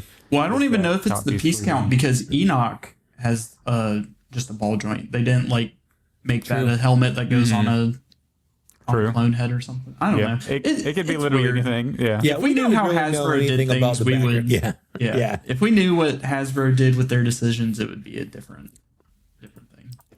You never know what you're getting into sometimes. But in crazier news, let me pull this back up before I'm going to share my screen. This is probably maybe the craziest leak we've gotten, in my opinion. Mustache, handlebar mustache, Cal Kestis Black Series on the way is absurd. Yeah. Of all because there's like 20 different combinations of hair and facial hair and stuff in that game. I think this one would have been at the bottom of the list. Right. If I had to predict what they were going to do. If I put them all in order, handlebar mustache. I would have put soul patch above handlebar mustache. And this could be the mullet head, right? Mullet. It's not. It's the forward. It's the forward chop. Is the hair? Okay. Is the hairstyle? Because I just replayed through this game, so I remember all these. It's the forward chop hairstyle with handlebar mustache, and the fact they didn't do the mullet is a crime. Or the long hair with the bandana. Nobody has that hairstyle with a handlebar mustache. No, that's the problem. Like, this is the worst combination I think you could do in the game.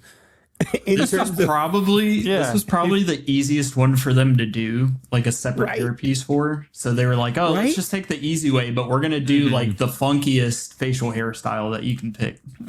Like, I think that's fun. Like, sure, handlebar mustache, but like that hair with the handlebar mustache, you got to do the weird choice. Yeah. Yeah. I think it should have been the long hair with the bandana, because there's an achievement in the game. There's a trophy for putting this I think it's the handlebar mustache and the bandana, and then you have to use the crossguard lightsaber so that you can drop kick the training dummy. And I'm pretty sure that is an achievement in the game to do. I think it's called like Roundhouse or something like that. Roadhouse. It's Roadhouse. What stores look like to request this as an exclusive? So I think honestly, I could see them doing this.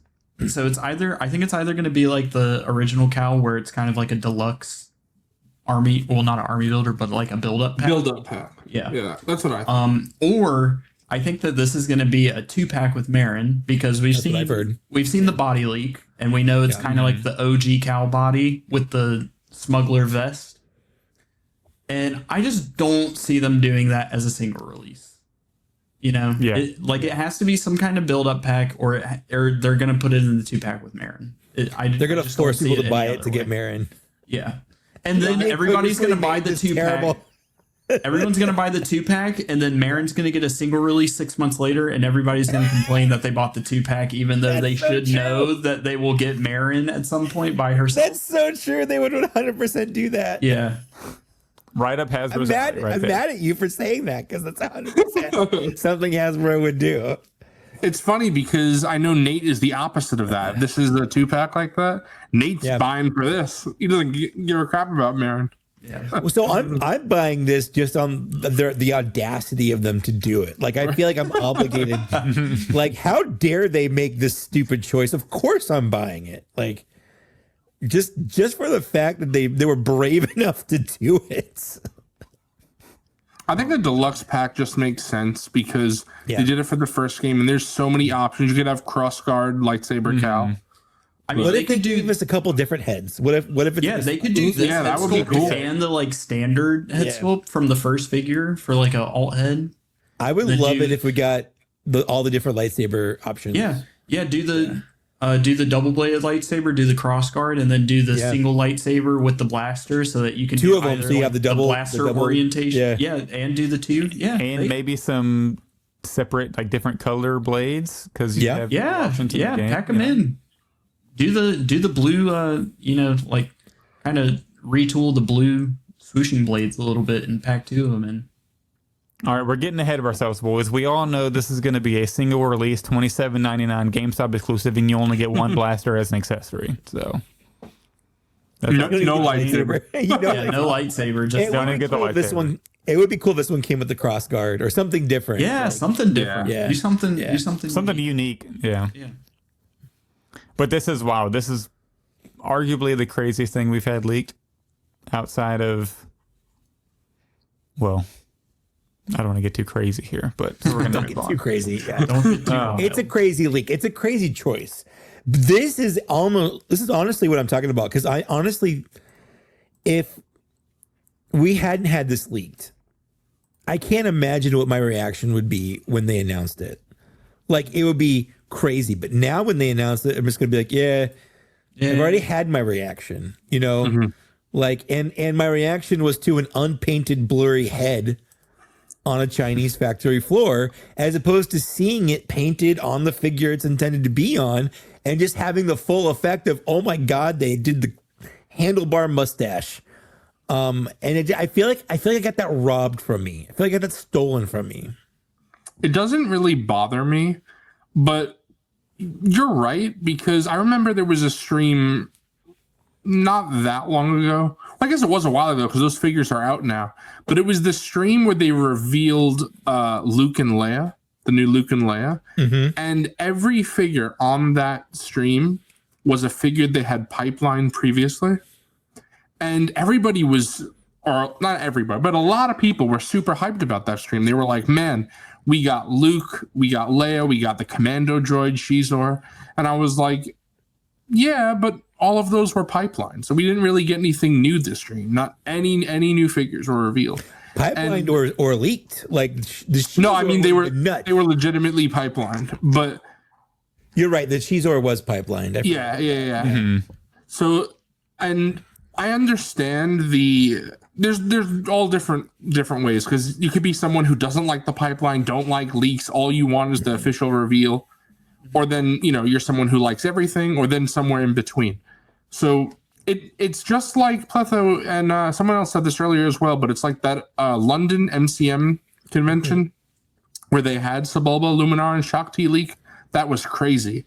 Coffee, Wilbon, and we live streamed our live reactions, and it was crazy because we did not expect to see one of those figures, let alone all three. That was insane. See, I like good surprises like that. I think that's a great example of surprise reveals, and like I get why people like them, but man, it's just so hard to keep things a surprise now with all these factory leaks. And at the end of the day, as much as I do like surprises, what I like more is knowing what's coming so you can budget properly. But even more important than that is I like to know that if I know something else is coming, I'm like, okay, then I don't have to, constantly think, oh, is this going to come? I don't have to put it on a wish list, just things like that. And, I know at the end of the day, it's just a toy, but it puts your mind at ease, Okay, we know Dash Rendar's coming.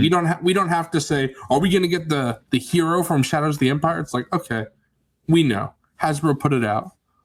At least I'm glad that in this age of leaks, it seems like we get 10 leaks a month or just something crazy. It feels like that anyways, where they're just constantly, every day it almost seems like there's a new piece leaked. At least there are going to be those rare streams where we do get a Sebulba, Luminara, and Shakti completely out of the blue. So hopefully maybe Hasbro still has their surprises up their sleeve going forward. It also, like Mike was saying, seeing it is also different. Like, Zach, even though we pretty much almost guarantee that a new Anakin is coming, I'm sure when they finally reveal it in all its glory, you're still going to be super excited for that reveal. Well, also, ever since Yakface, basically said on our podcast last year that and a new episode for Anakin is on the way, it also has me nervous that I'm like, what if I've been begging for it all these years? I've been so hyped, and they reveal it, and live up to your... they absolutely cook the head sculpt on it, and I'm just like, okay, we need a new one legs. Yeah. Oh no! Please. He's gonna have 2013 legs. I'm already fully convinced he's going to have 2013 legs. No, that was so scared. Please don't say that. Hasbro and Anakin, they refuse to give him new legs, whether he's Anakin or Darth Vader. They're like, no, he's keeping the legs he has. Okay, like I don't get it. He will have pins, and you will like it. You will like those pins, and we'll Photoshop those pins out. Oh my gosh. And it's so frustrating because if you get a bad Darth Vader Black Series figure, if you just try to stand him, if you try to like sort of plant him in the ground to make him solid, his legs just spread apart so easily. Yeah, they do the splits for sure. I gotta give this one to MrCawfee, but that is my favorite thing about the SHF Darth Vader. It's that I could just place I have it. And he just stands. I don't have to fiddle with his legs, just easily put them. They gotta update those legs in Black Series, man. 100%. They're 10-year-old legs at this point, and they've made how many Darth Vaders? Come on. There you go, Coffee. Look at that SHF Return of the Jedi Vader there. I'm in on the import game a little bit. Well, I know you got that. Aren't you proud of me? Got the C3PO right there. You snuck that little line in that TikTok. I watched it. Yeah, I had to shout you out. No, I'll bring the Kenobi Darth Vader to Tennessee Collector Con. Yeah, Tennessee Toy Con. TCC. I'll bring the Kenobi Darth Vader to Tennessee Toy Con. Yeah. TTC. Yeah, Tennessee Con, bring that Kenobi Vader. Tennessee Con. Yep. A con in Tennessee. That's what. Hey, you're the any only variation I of that. see. Yeah. I'm at A-Con in Tennessee, and today. That's literally what I'm going to say on my videos. I can't wait for your TikToks where you're going to. I'm blurring out logos and everything. It's going to be crazy. Oh my gosh.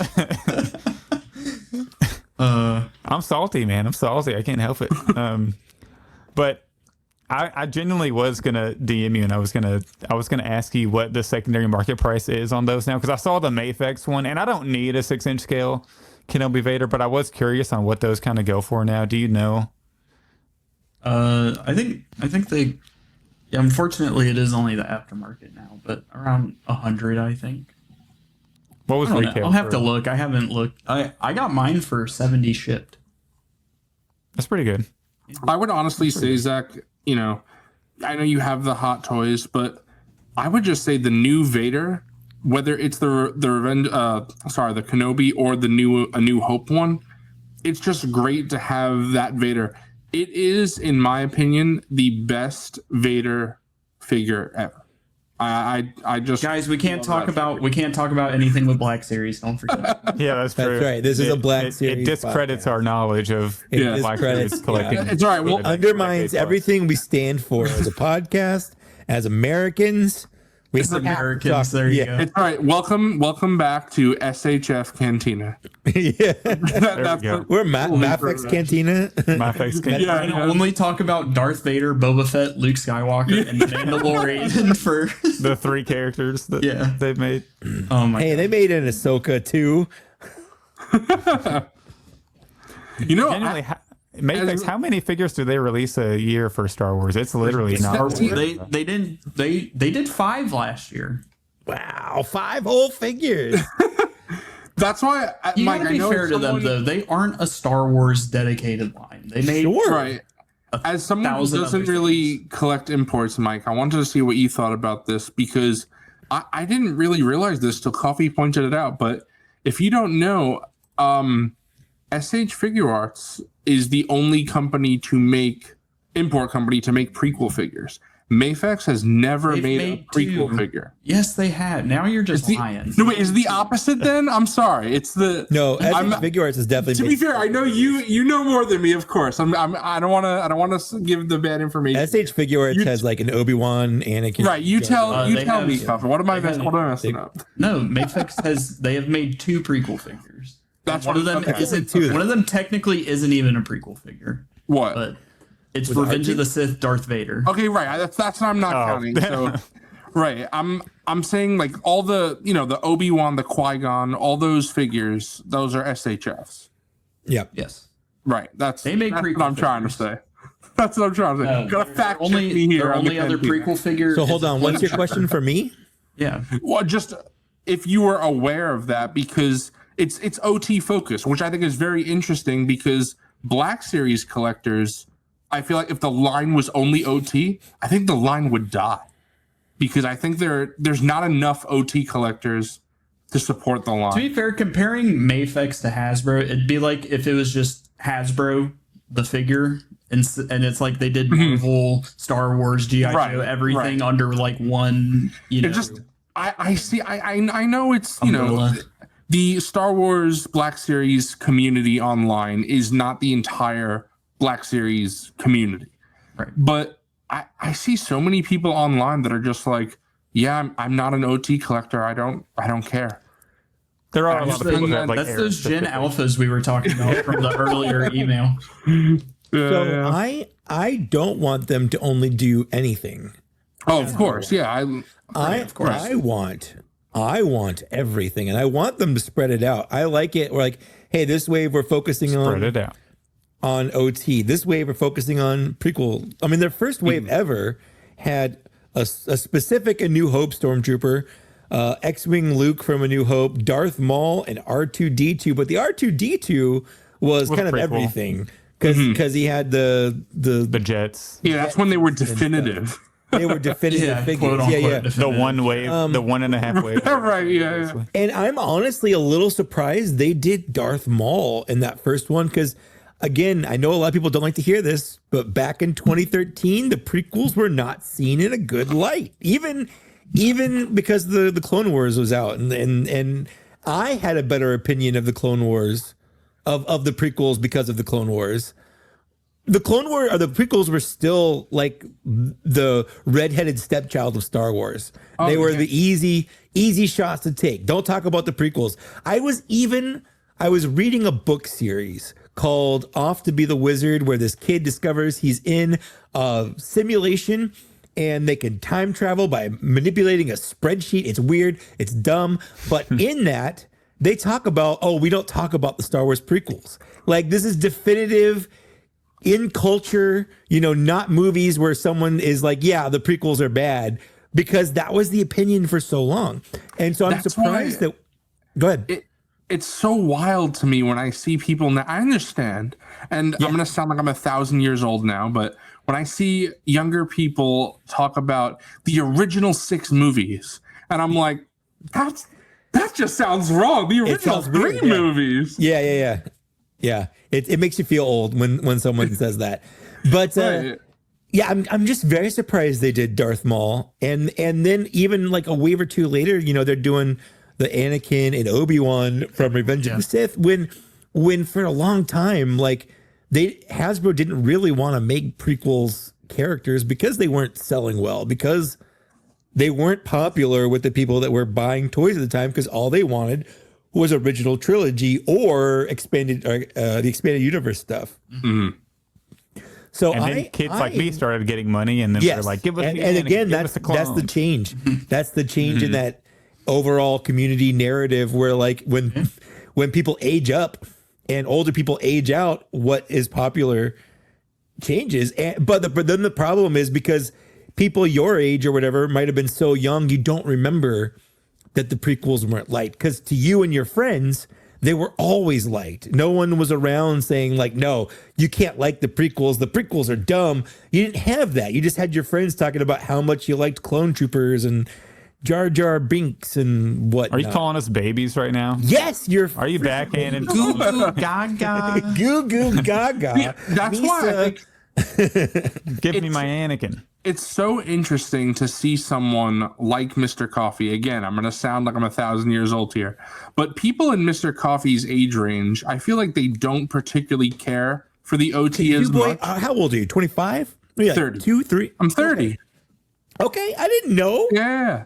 I don't have your birth certificate on my wall. You should have it in your phone like I do for you.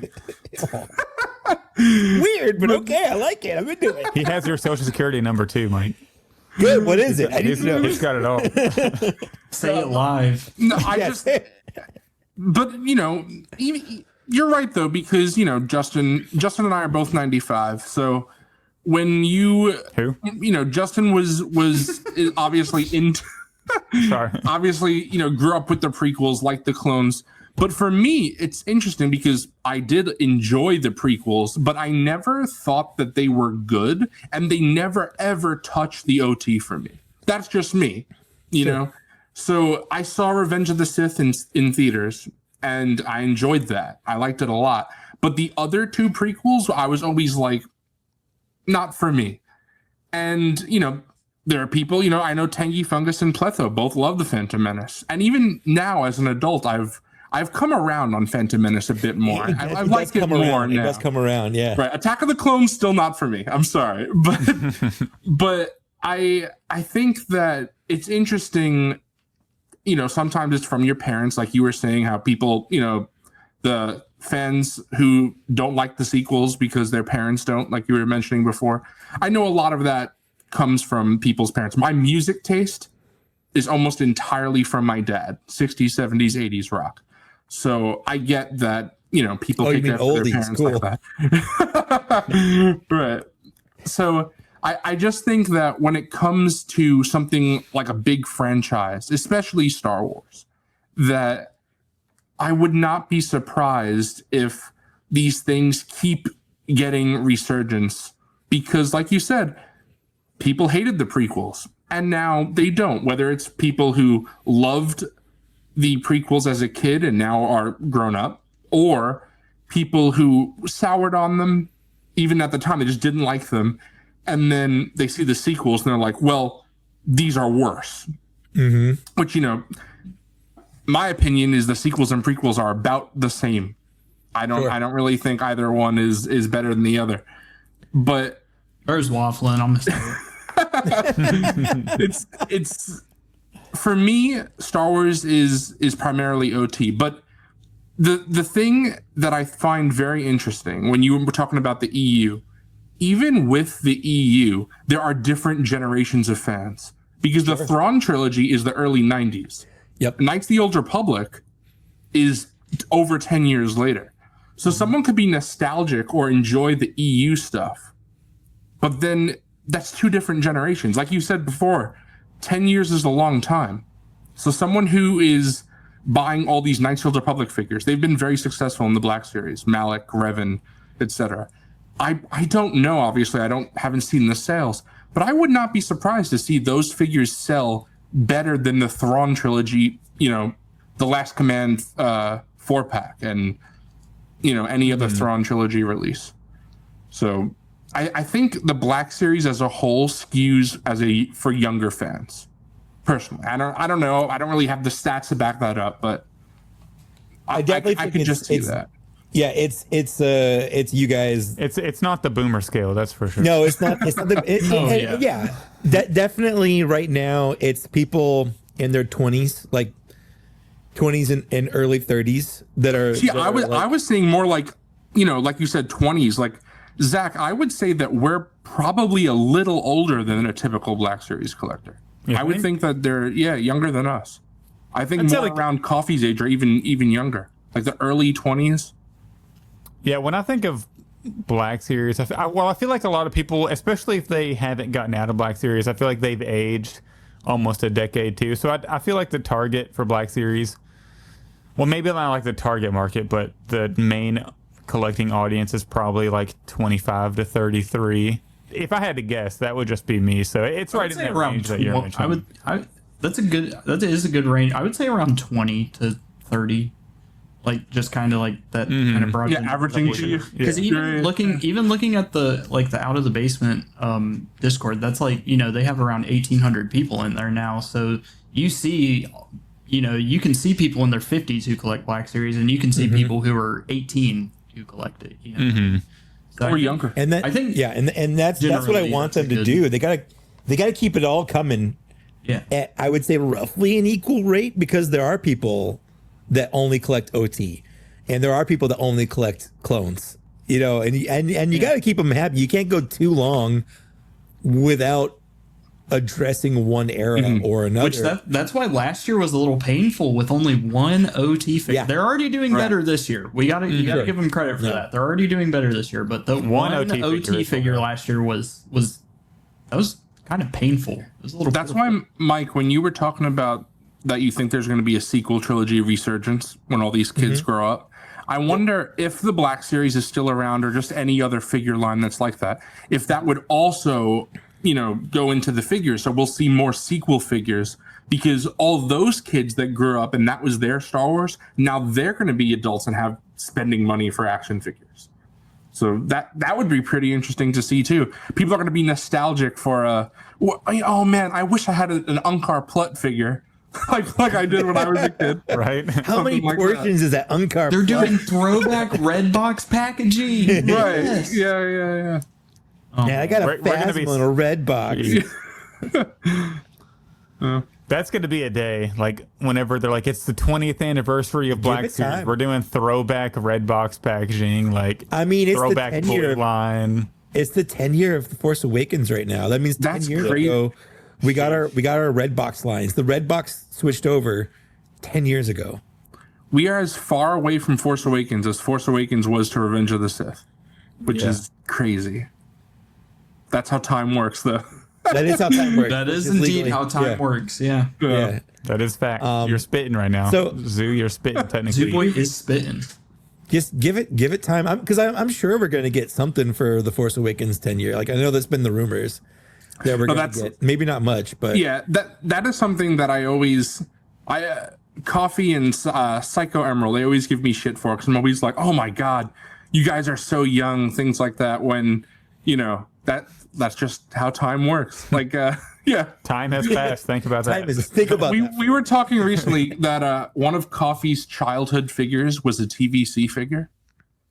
And I was like, see, oh my I hate God, when you say TVC, because he's crazy. making it sound like my childhood figure was Cobb Vanth, who came out a month ago. It was TVC 1.0. Yes, and you have to remember TVC 1.0. This figure is 2009. We're talking, you know, 16 years old at this point. Is that before the line died the first time? Yes. Or the second time? Okay. No, you're right. I just want. He's like, guys, he had a TVC figure from his childhood. It's like it was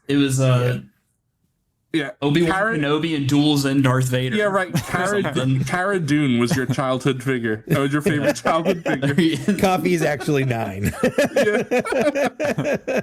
I mean, for real, think about it. We're probably, I mean, I imagine Black Series Cantina is going to keep going for years and years and years, as long as Black Series keeps going. And even if Black Series stops, maybe we'll keep doing the show. And like, I'm sure Monday Night Figureball, hopefully it keeps going on for years and years. Eventually we're gonna get a comment where somebody's like, my first figure was the Savage Press I got for my 12th birthday, and I was incredibly great. Somebody who frequents our chat, a friend of the channel, Dante Displays, he said he was playing with Red Box figures as a kid. Oh gosh, I'm gonna feel really old if Dante puts that in the chat. Wait until someone says, I used to watch you guys on YouTube. No, I was just gonna say that, Mike. I was like, wait for those comments, Zach. I mean, I've been doing YouTube long enough. That's true for me. There are people who were kids watching me on YouTube. They shouldn't have been. Their parents are terrible people for letting them. But yeah, well, imagine the kids that say, I remember my parents would leave and I would just put on Monday Night Figureball. I'm like, no. You're ruined. Oh, no. The brain rot started someone should have called CPS if that's for sure. Right.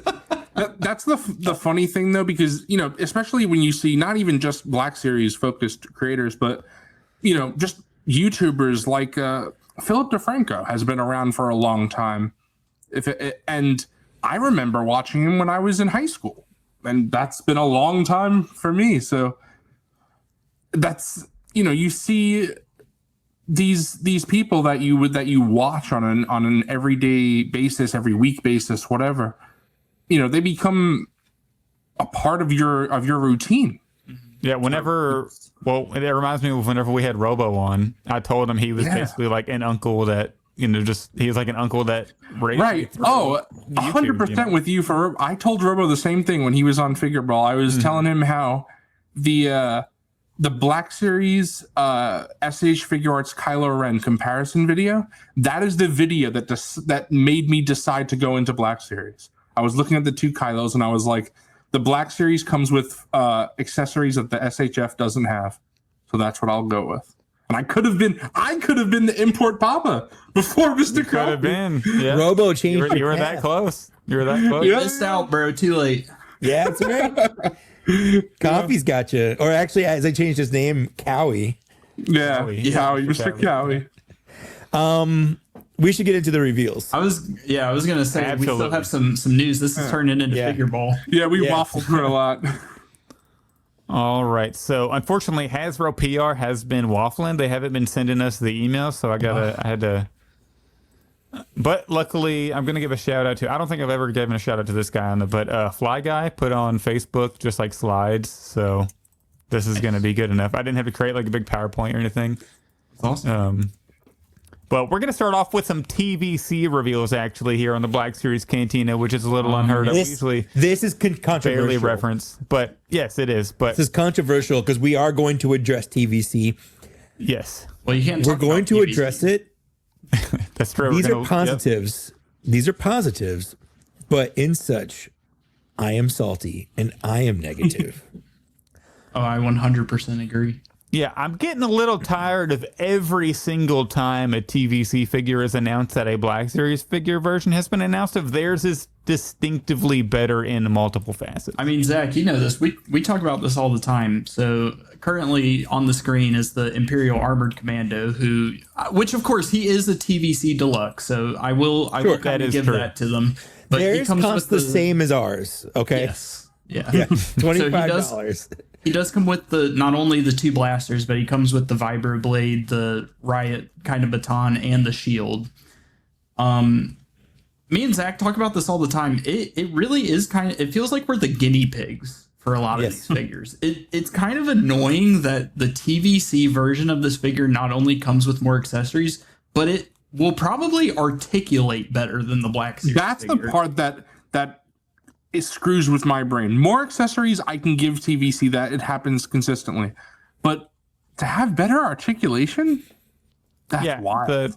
You would expect that the character line would have superior articulation and posability, but and their Imperial Armored Commando has it has thigh swivel, which they've been taking that out of Black Series lately, and like thigh swivel, like it hasn't been the biggest deal for me. Like it was really annoying when they started taking it out, but I usually don't do crazy poses. But whenever I bought this figure from Justin when he got rid of the Black Series version, and I was trying to get the Imperial Armored Commando into a good pose, it was the first time I was genuinely frustrated at not having thigh swivel, because the way I couldn't turn the thigh to get it in the pose I wanted and get it into like a natural shooting looking position, it was genuinely frustrating. And then now seeing the TVC figure has thigh swivel, it's a little annoying. I'll say it. The first time I got genuinely frustrated not having thigh swivel was one of the first times they did it was the Ahsoka show Sabine.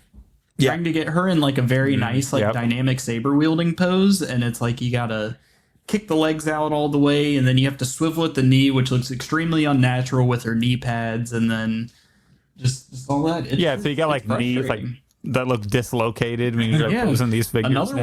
Another recent one is Ahsoka, Peridia Ahsoka. That figure, white. Yeah, that figure is just so unfun to mess with because no thigh swivel. The Leku are made out of an extremely hard plastic, so she can barely like turn her head. It's just, I don't know. It's crazy. That's why Here's the question. Sorry. You can go. Go ahead. No, because my question is going to take it up into a different. Okay, I was just going to say that. I was going to say that I don't know if it was the first figure, but it was definitely one of the first. When they had Darth Malgus without thigh swivel, I was like, okay, this would have messed up the sculpt. So I see why they took it away, and it the leg still articulates well. So I'm like, okay, we don't need thigh swivel. But no figure that has not had thigh swivel since Malgus has articulated as well as Malgus. So it's like they hit it right there, and then all these subsequent figures did not. I still don't even think they hit it that well with Malgus. His legs when I had the figure, his legs were still a little frustrating to mess with. Well, to be fair, I'm not exactly Mr. Dynamic posing. So it was good for what I was doing, for sure. Yeah, for me, I put him in like a slightly step forward position with the saber holding it down low. Yeah, it's okay for something like that. Like a stoic position, yeah. But I know for something like this, it's even frustrating for me. And I know Tangy is in chat saying that how it bugs him. For someone who takes photographs, figure photography, thigh swivel is immensely important. So that really sucks. And I understand it's a small part of the collecting community, but still, that does suck to see. Yeah. So my question for you guys, would you have bought the same figure in Black Series for deluxe price with all those accessories? No. I asked this on Figureball, and my answer was yes. I would not. Coffee said no. Yeah, no. I would not have. I don't think. I think I would have, and I think I would have bought two. With Mike, we're the shields. That's what it is. It's 100%. See, I don't think I care enough about the shield on this, but yeah, I do wish that for the $24.99, the normal retail price. Like, my frustration is I feel like we could have got just one more blaster just one more knife. How about the tiny little knife? So The tiny little blade. Like the tiny whittle, So knife. here's my proposition. I would not have paid deluxe prices for this, but I think it would have been nice if on the Minds of Mandalorian, who is obviously just straight up 100% reuse, missing the jetpack accessory of the Glavis Ringworld Mando, he should have came with the shield. Yeah, that because it's a season 3 Mando figure. That would be solid. I think that would have been okay. But as is, no, I would not have paid deluxe prices for the shield and the baton. Another figure that I probably would have paid a little bit extra for if it had came with more, similar to the TVC figure, is the Mom-Monadon.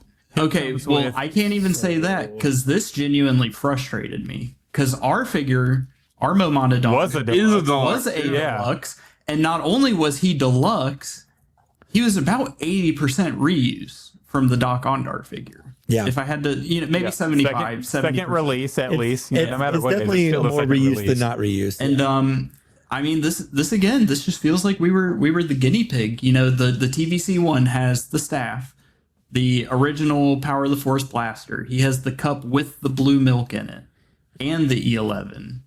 So it's like, and a swap out hand, right? So and what did we get in ours, MrCawfee, for a deluxe price? 3 reused cups and an E11 blaster. An E11 Imperial blaster. Yeah.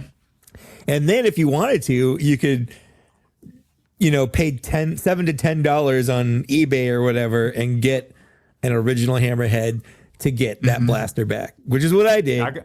I got mine at Tennessee Toy Con. Yeah, it's what you did at your Tennessee Toy Con. Yeah. Last year. Yeah. But yeah, this is like the staff. I can live without the staff, but the one that hurt was I feel like the staff is an appropriate thing for him to have, and I don't know why. I don't have a reason for it. I just feel like, he would have a staff. He's a staff guy. I just feel like the one that hurt was it's the Power of the Force blaster, and it's the swap hand with the cup with the blue milk. The half-filled cup. Yeah, like that's so cool. What the heck?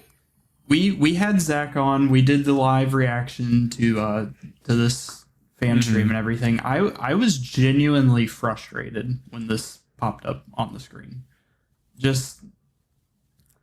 I just don't understand. And this was like the first thing they showed too. So I started off the stream upset. What the hell, man? Yeah. And the thing is, how are they getting all this? Even if theirs is like a downscale of the Black Series, it's still a 100% new sculpt for TVC. Right. Correct. Ours, again, was reuse. It was a deluxe. And we couldn't get, some of these extras tossed in. It's just, this is really the one that kind of soured me. Like the Imperial Commando, yes, it's a deluxe. Ours was a standard figure. I can chalk that up to being whatever. This one was genuinely frustrating. And what makes it even worse is whenever you think about the totality of how many times this has happened. Like, we can go over countless figures where Black Series has a figure and then TVC gets one that's far better. The Black Chrysanthemum is the one that pops in my mind first because theirs came with the knuckles, the drink mug, the knife, or whatever. Came with the Melu Run. Yeah. Like it just happens over and over and over, and I will say something. I'm interested to see how you guys feel on this, because for me, as someone who has the Black Series and is definitely in on this for TVC, I actually like the way the figure itself looks more in Black Series. I don't like the soft goods as much on this. I like the way the Black Series is not soft goods. I don't know. Call me Lance Peter Luke. I mean, I agree with that on this. No, I agree. Right. Yeah. Because I usually don't like, especially in the smaller scale, especially there was a really bad Luke Skywalker where they did like was it a Mandalorian one? That's what it was. Boba Fett Luke where they did like the that was horrible. Top and then the soft goods skirt. It's just that's genuinely bad. To be fair to the TVC Momont, theirs has a cantina that it has to sit in. Yeah, theirs has to sit down. Yeah, that is true. I didn't think about that. Ours doesn't have to sit because it doesn't have anywhere to sit. Not officially. I got a whole ass Cantina here now. I got 2 shelves dedicated to Cantina. Oh, Hasbro don't care about your printed. Said not official. Hasbro doesn't care about it's official to me, damn it. It's official to me. It's Lane Speeder Luke is legit real product. It's funny how much the character determines how much I feel the value is there. Because Jango Fett at $25 TVC, hell no. There was no way I was paying that full price. I'm in on MoMA at full price. It's literally just because you care about the character. Right. Like Jango Fett, I waited for that to go on sale. You don't even like Attack of the Clones. So right. I waited for that to go on sale for $8, but for MoMA, no, this will be a full price for me. So which is crazy. This will be my first. Well, no, Zeb. I forgot. I did buy Zeb full price, but that's because I love Rebels. For me, this is going to be MoMA's going to be a sale pickup. I want to get him for the Star Speeder, but I'm not paying full price for right. MoMA. Do you think he'll go on sale, considering the Cantina is going to come out and everybody's? He's also fan channel, right? Yeah, he is fan channel too, so it's a little sketchy. So you might want to. I'll give him a little bit of time. We'll see. I could see him going on not a deep sale, but I don't need him to go on clearance, deep clearance. I'll take $5 off. Because I think the Black Series one still hasn't gone on any type of discount. I'm pretty sure it's still full price and even more. Yeah, and you remember everybody was saying that was going to be an Ollie's exclusive, even though it's fan channel, and that's literally impossible. Support the Cantina patrons in Black. Hey, MoMA sold out on Big Bad. He's up for pre-order right now, which is insane. But yeah. So moving on to, I guess not technically a Black Series item, but we will talk about the... Oh, did he not post a helmet? He did post a helmet. There we go. The 501st, the roleplay 501st helmet. This is the last helmet that I plan to purchase for my collection because I conveniently have 5 shelves here that I plan to re-put the helmets on top of eventually. And so I'll have Darth Vader, Stormtrooper, Boba Fett, and Mandalorian, and to round it off with my favorite clone trooper, the 501st clone. And I'm in on this one. I think obviously there's always controversy about the blue and Black Series. It is genuinely frustrating how inconsistent Star Wars, Lucasfilm themselves, and Hasbro have been with the 501st blue. And I know Mike is not going to be able to participate in this conversation. It looks blue. I think anybody complaining about this being the quote-unquote wrong blue is just wrong. The Filoni. To me, it looks teal. Oh, really? Sucks to suck. Yeah. I just wish Hasbro would pick a blue and stick instead of just going whatever blue they pick. Here's my thing is we're comparing Chris was on vacation, guys. Come on. Yeah, we're dealing with all different teams here is the thing. There's no way the role play team is the same as the Black Series 6-inch figure team and the same 100%. As the TVC 3 3/4 inch team. Mm-hmm. We're dealing with people who are trying to make. I mean, yes, they have to be. I guess they're still. I don't want to. They're not a expensive prop replica. They're $130 max usually. But it is still a different team. I think they're going to strive for more kind of accuracy. While maybe the other team not for the size.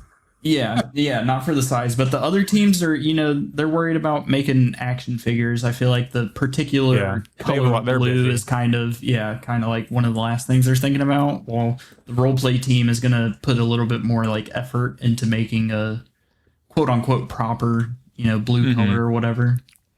Yeah, and I know I'm usually a stickler. Like my 501st blues have to look good to me, just my headcanon. Do you know the right hex code for that blue? Do you know just so you get the exact shade? I do actually. It's 501. There you go. That's not right. That's Zach, since you like the March on the Jedi Temple, and they look darker there because of night, are you more about the darker blue? Even though that's not technically Revenge of the Sith accurate? So, no, I mean, I do... If I had to pick a perfect 501st Clone Trooper for my shelf, especially for like the Jedi Temple March, I would prefer a darker blue. But I also grew up... A big part of my Star Wars fandom as a kid was the 2005 Battlefront 2 game. Of course. And that's the Revenge of the Sith blue. And if you play that game in the daytime scenes, and I think even when you're in the Jedi Temple, like the lights in that like game mode are pretty bright. But whenever you play them in that game, and I actually pulled up the model on TikTok and compared it, like it's really close to this. Like it obviously that's not an HD game at all. So looking at the model, like the color's a little different, but it's not a really dark blue. And I think I don't want to say they nailed it on this helmet, but I think this is really good because it's not as dark as it is in that Jedi Temple March scene, and it's not as light as like the real armor using real lighting from the Kenobi series. Because you can see this is in like bright lighting, and it's still, you can see like where it's shaded, it's darker, and then where it has light hitting it, it's just a good vibrant blue. So I think it's pretty solid. I'm really in on this 501st helmet. Like, I think really it looks feeling great. Yeah, and yeah. I always I kind of have a bone to pick with the people who say that like the Kenobi blue is wrong. I mean, it's close. The Kenobi blue is closer to the actual Revenge of the Sith blue, and yes, there's one daytime scene with the 501st in the movie. Yoda's killing him. Yeah, you can see the proper color and like, just I think it's just like. In the Kenobi series, especially like whenever the light is reflecting, it's a real prop, and then there's just so much lighting. Yeah, but when you look at the actual prop they used, it's fine. You know, like when you look at the actual helmet behind the scenes, it's good. But whenever they had like all the bright lights on them, they appeared a little lighter. But I mean, that's to be expected. So. Yeah, and then the other problem, of course, is that there were never any real like physical clone, clone suits of armor for Revenge of the Sith. So there's not like a physical thing they can look at to get a color, because 100% of the clone trooper armor in Revenge of the Sith was CGI. I know it's technically the incorrect color, but my favorite version of blue for the 501st is actually the archive, or I guess the original 2013 that's Black closer Series to clone. Revenge of this. That's kind of like a mix.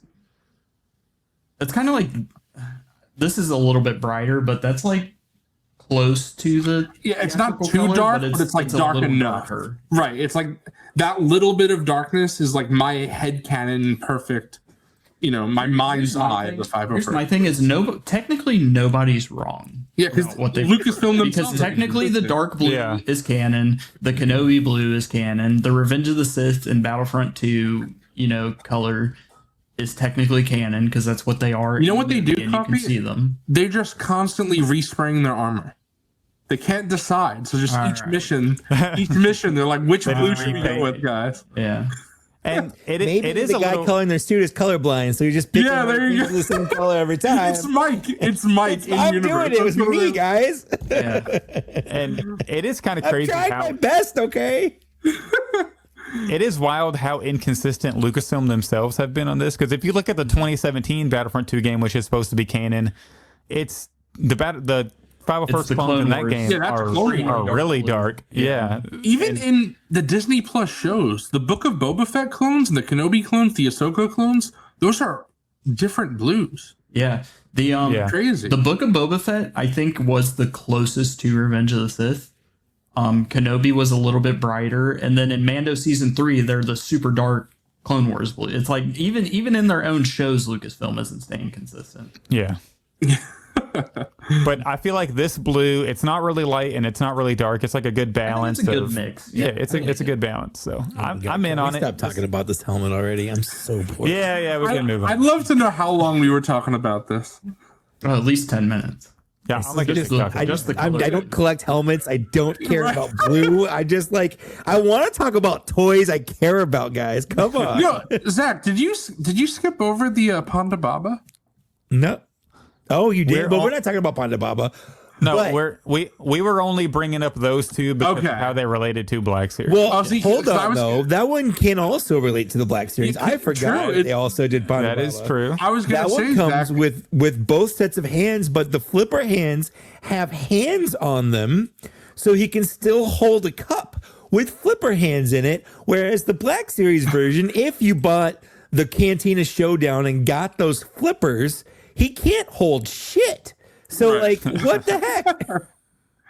I was going to say, Zach, that You must have time traveled. You got me that figure at a Tennessee Toy Con. In advance, yeah.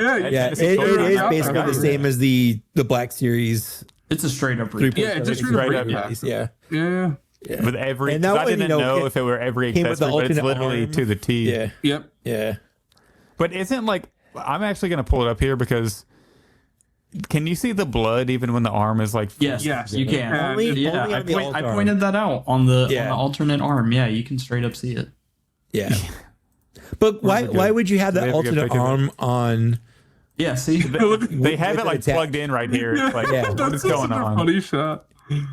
Maybe Dr. Evazan just stitched it back together. Yeah, there you go. This is right after they left. Pastor Mando. I feel like his head's too small, but maybe I'm just. It is. Oh no, it is. Easily. I mean, it is a decade plus. I will or say, like a decade old. I think Also, the this Black Series. I think the Black Series Ponda Baba head is too big because it's like the Luke body, and then this one's too small. It's like it's kind of crazy. Yeah, you need the Goldilocks head. Man, the articulation. We need like a perfect balance. Yeah. Ass. Like, look at those hips. It's ancient. Those knees. Yeah. It's ancient.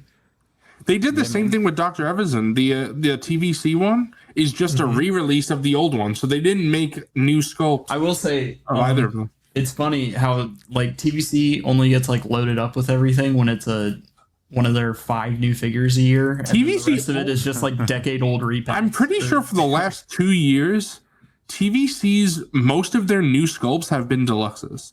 It's if you want a new sculpt, it pretty much has to be a deluxe in TVC, which is kind of crazy. I mean, they got that hunter that no one bought. Sucks to suck. I mean, Oh, you mean that hunter that went to Ross? I mean, they also got a big ass. We're gonna get Bad Batch.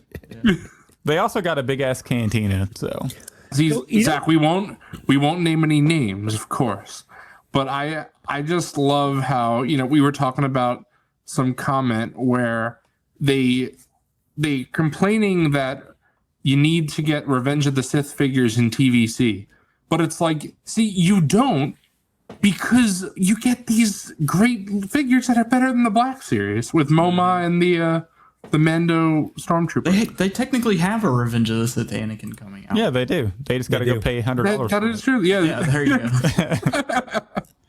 So They're stupid if they think that's not going to be a single pack. right, of course. This is only tangentially related, but I just finished platinuming Star Wars Outlaws, and I didn't realize this. That game is filled with Aqualish people, but they all look like spiders. They have like weird multiple eyes and mandibles and stuff. And I'm like, I thought they were all like Admiral Trench species of spider guy, but then someone in there's like, oh, the Aqualish here. I'm like, that's not an Aqualish. Like, what the heck? Do you know who Poe Nudo is? No. Poe Nudo is the Aqualish separatist leader from Attack of the Clones. Okay. All right. He looks more like the Outlaws Aqualish. Not like a spider kind of person. Yeah, interesting. right. So maybe it's like a subspecies. Yeah, like I'm not sure.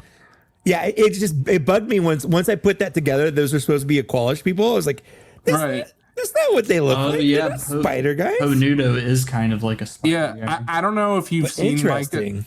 I don't know if you've seen as well. Just a little side note. I love how when you play, I can't think of what the game is.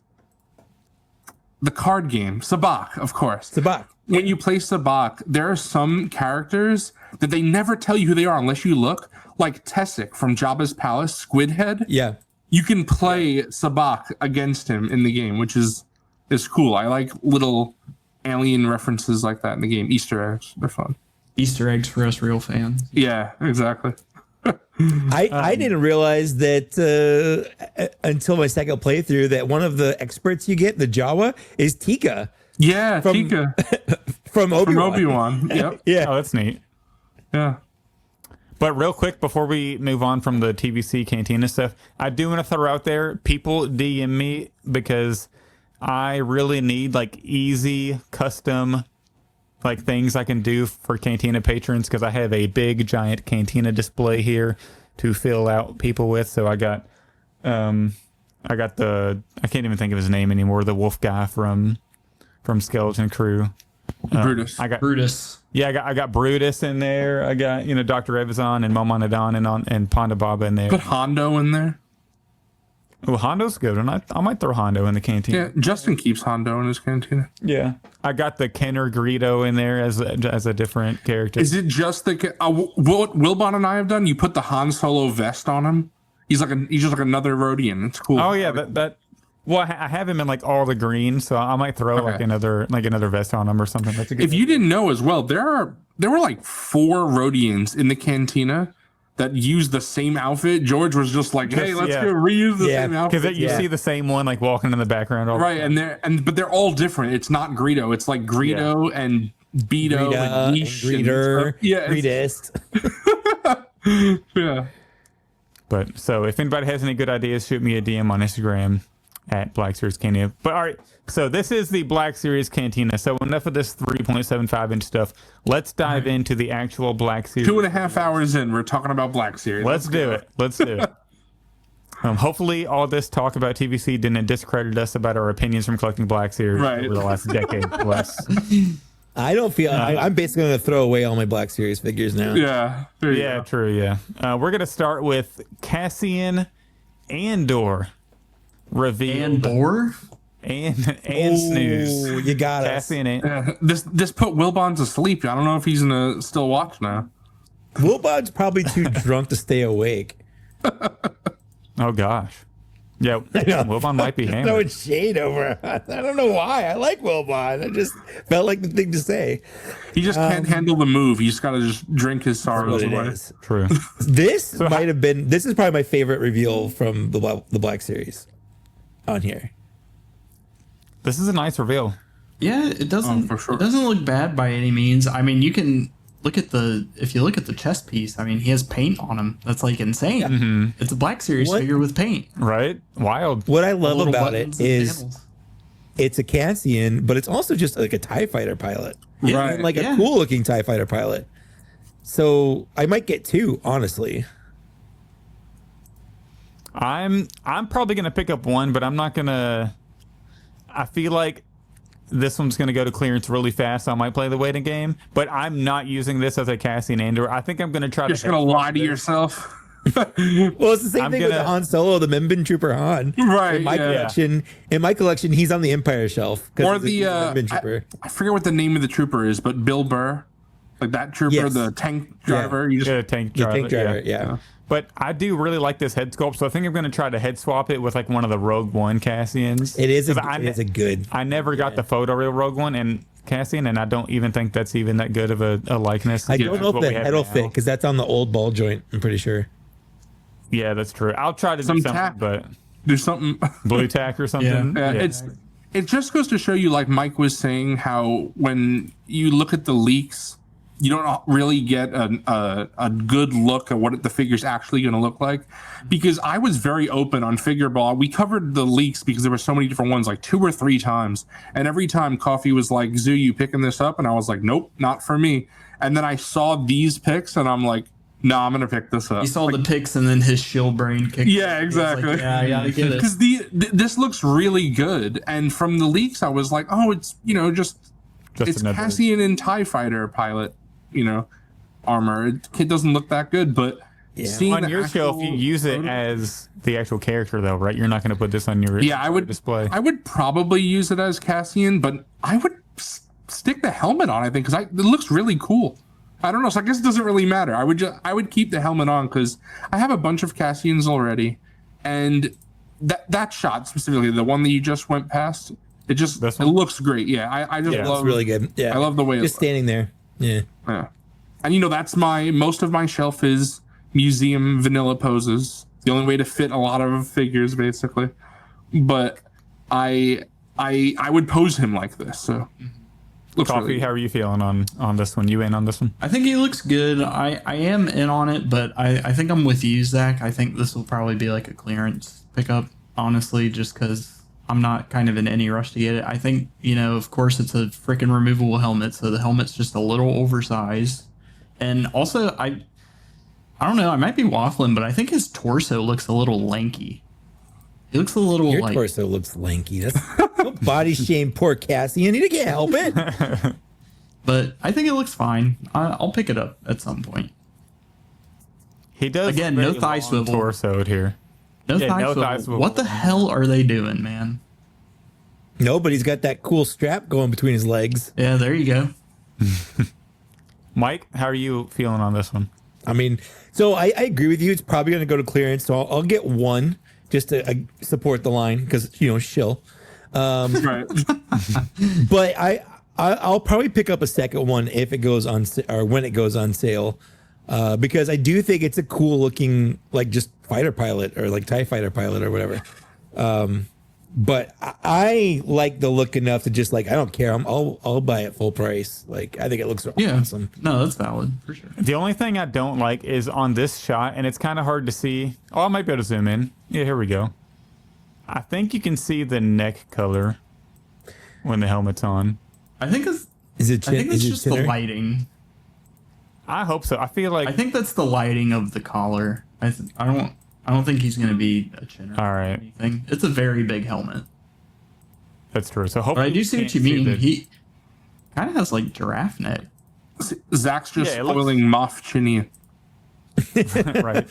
His neck does look really long here, so this is definitely going to be a helmet honor for me whenever I pick it up for $12.99. And I mean, look at it. Look at the paint. He is so like not only I pointed out the chest earlier, but he has the buttons on his gauntlet. He has the cylinders in the arm. You have the cogs on the helmet. I mean, I like that arm paint. Right, is this a quarter of the paint budget for the year on this one figure? Of course, for the whole gosh, there's a good look at it there. Yeah. Yep, no paint on any future releases. This is you got to remember Luminara, brother. Luminara. I like the dark Imperial logos on his helmet. Like they're hard to see, but they're yeah. Is this confirmed to be a mainline figure?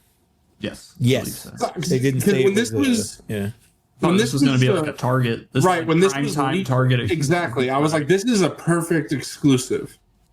So that's interesting. They're putting this in mainline. But let's jump to a big disappointment. A huge disappointment. You already know. We're going to stick with the Andor figure here. And we have Director Krennic. And Coffee, I'm going to give this one to you. I voiced my opinion on this. Was easily the most disappointing reveal of the entire stream. I mean, he's got thigh swivel though. He has thigh swivel, but good call. That's a good call. That. I mean, it's a 2016 figure with photoreal update. They have no paint on the blaster whatsoever. It's a new head, actually. No, it is definitely the same head, just with photoreal. I'm pretty sure they said it was a new. No, they said they were talking about the inkjet printing on it. You can look at the kind of side by side, and the hair looks the exact same. And I think kind of the deadpan. Well, I can't say deadpan expression because a lot of Black Series figures have like a neutral kind of expression, but it is definitely the same head sculpt. I'm like, I will say that a lot of people have done, including myself, because Coffee did it for me. The Talos head swap for Marvel Legends, it looks better. That's better. That's another kind of annoying thing. I mean, who knows? Even if they did update the head sculpt, it's just not enough. The main annoying thing is we have new Imperial officer parts with Thrawn. They could have at least done the legs.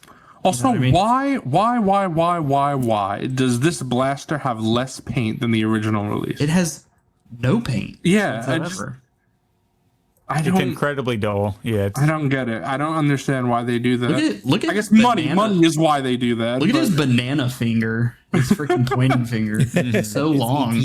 Yeah. No, this was easily the most disappointing figure of the stream. I think the cape is new. Oh, really? Yeah, I'm pretty sure the cape is slightly new. Why make a new cape?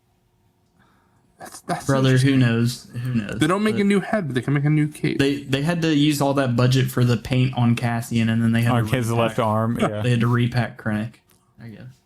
I just don't understand if this was all they were gonna do. Why didn't they release this with all the other Rogue One figures? It was so strange that they got all of the other Rogue One characters out, and they just skipped over Krennic. Weird. I will say, I hope I am wrong about the head. I hope it is a new head. That would be, I guess that'd be something. But still, it's just so. I feel like looking at it here, it looks the exact same to me. Just with that's exactly what I'm. feel and like the way the it hair's sits a on the separate neck piece now, though. Oh no, I feel like it's a little bit bigger. I don't think so. Looking at the Zoom in on the hair a little bit more. Yeah, zoom in. This is as far as I can go. I might be able to get it closer. If you look at it's for us, it's the left side, but for like him, it's the right side of his head. It looks like that is a solid sculpt on the, like, it looks like. Yeah, it looks the same to me because like the paint right here, there's like a little, it looks the same to me. Also, what I will say to make it seem like it's the old head, it does look like just photoreal on an older head. Like the size, it doesn't look like a modern. Yeah. It doesn't look like a modern Black Series head. It looks like an older, mid 2010s head. Which is just so like this figure's a repack, and they couldn't. Well, I guess not a straight repack. It has the new cape, but they couldn't put paint on the blaster. They couldn't. You know what I mean? They couldn't do that. The paint went to Cassian's buckles. I guess. I was expecting the arms to be reused because even on the new Grand Admiral Thrawn, the arms are reused. But like, they could have done everything else new. It would have been an overlay and a new skirt piece. They could have reused Thrawn's legs. Like, even if he was a hair too tall, because Thrawn's a pretty tall character, I think that I would have been fine if it was, just more modern tooling. I feel like looking at the cape, I'm not 100% certain that it's even new. Really? Looking at where it's also reused? I'm trying to see. Well, I guess this one has like a cut. Does this one have a cut in the back of it? It does. Oh, so this might be new. So the one here has a cut. That one has a cut too. Yeah. Does this one have a cut too? Yeah, it does. I haven't seen it. Where? Oh yeah, right there. Yeah, right and there. Then, and then looking at like this distinctive piece. So look at. I guess you can't see my cursor, but where our left side, where it has that really sharp fold. Right. It's right here too. Like there's really sharp, this really big fold right here so matches. It's not. I don't even think it's a new cape. That kind of makes it even more of a worse. It's just a straight repack. Yeah, with photo. But you know what? I'm gonna buy it because I like Krennic and I want a better face.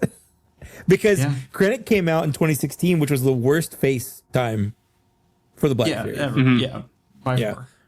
I don't blame anybody for picking this up. At the end of the day, it is an upgrade. You know what I mean? But I'll probably swap out the blasters, so I use the old blaster on the new one. So for sure. Thankfully, a friend of the channel sent Zooboy an extra Talos head swapped Krennic, and I'm gonna take that, and that's gonna be my Krennic because there is no way in hell that I'm paying money for just a photoreal update like this. Yeah, that's fair.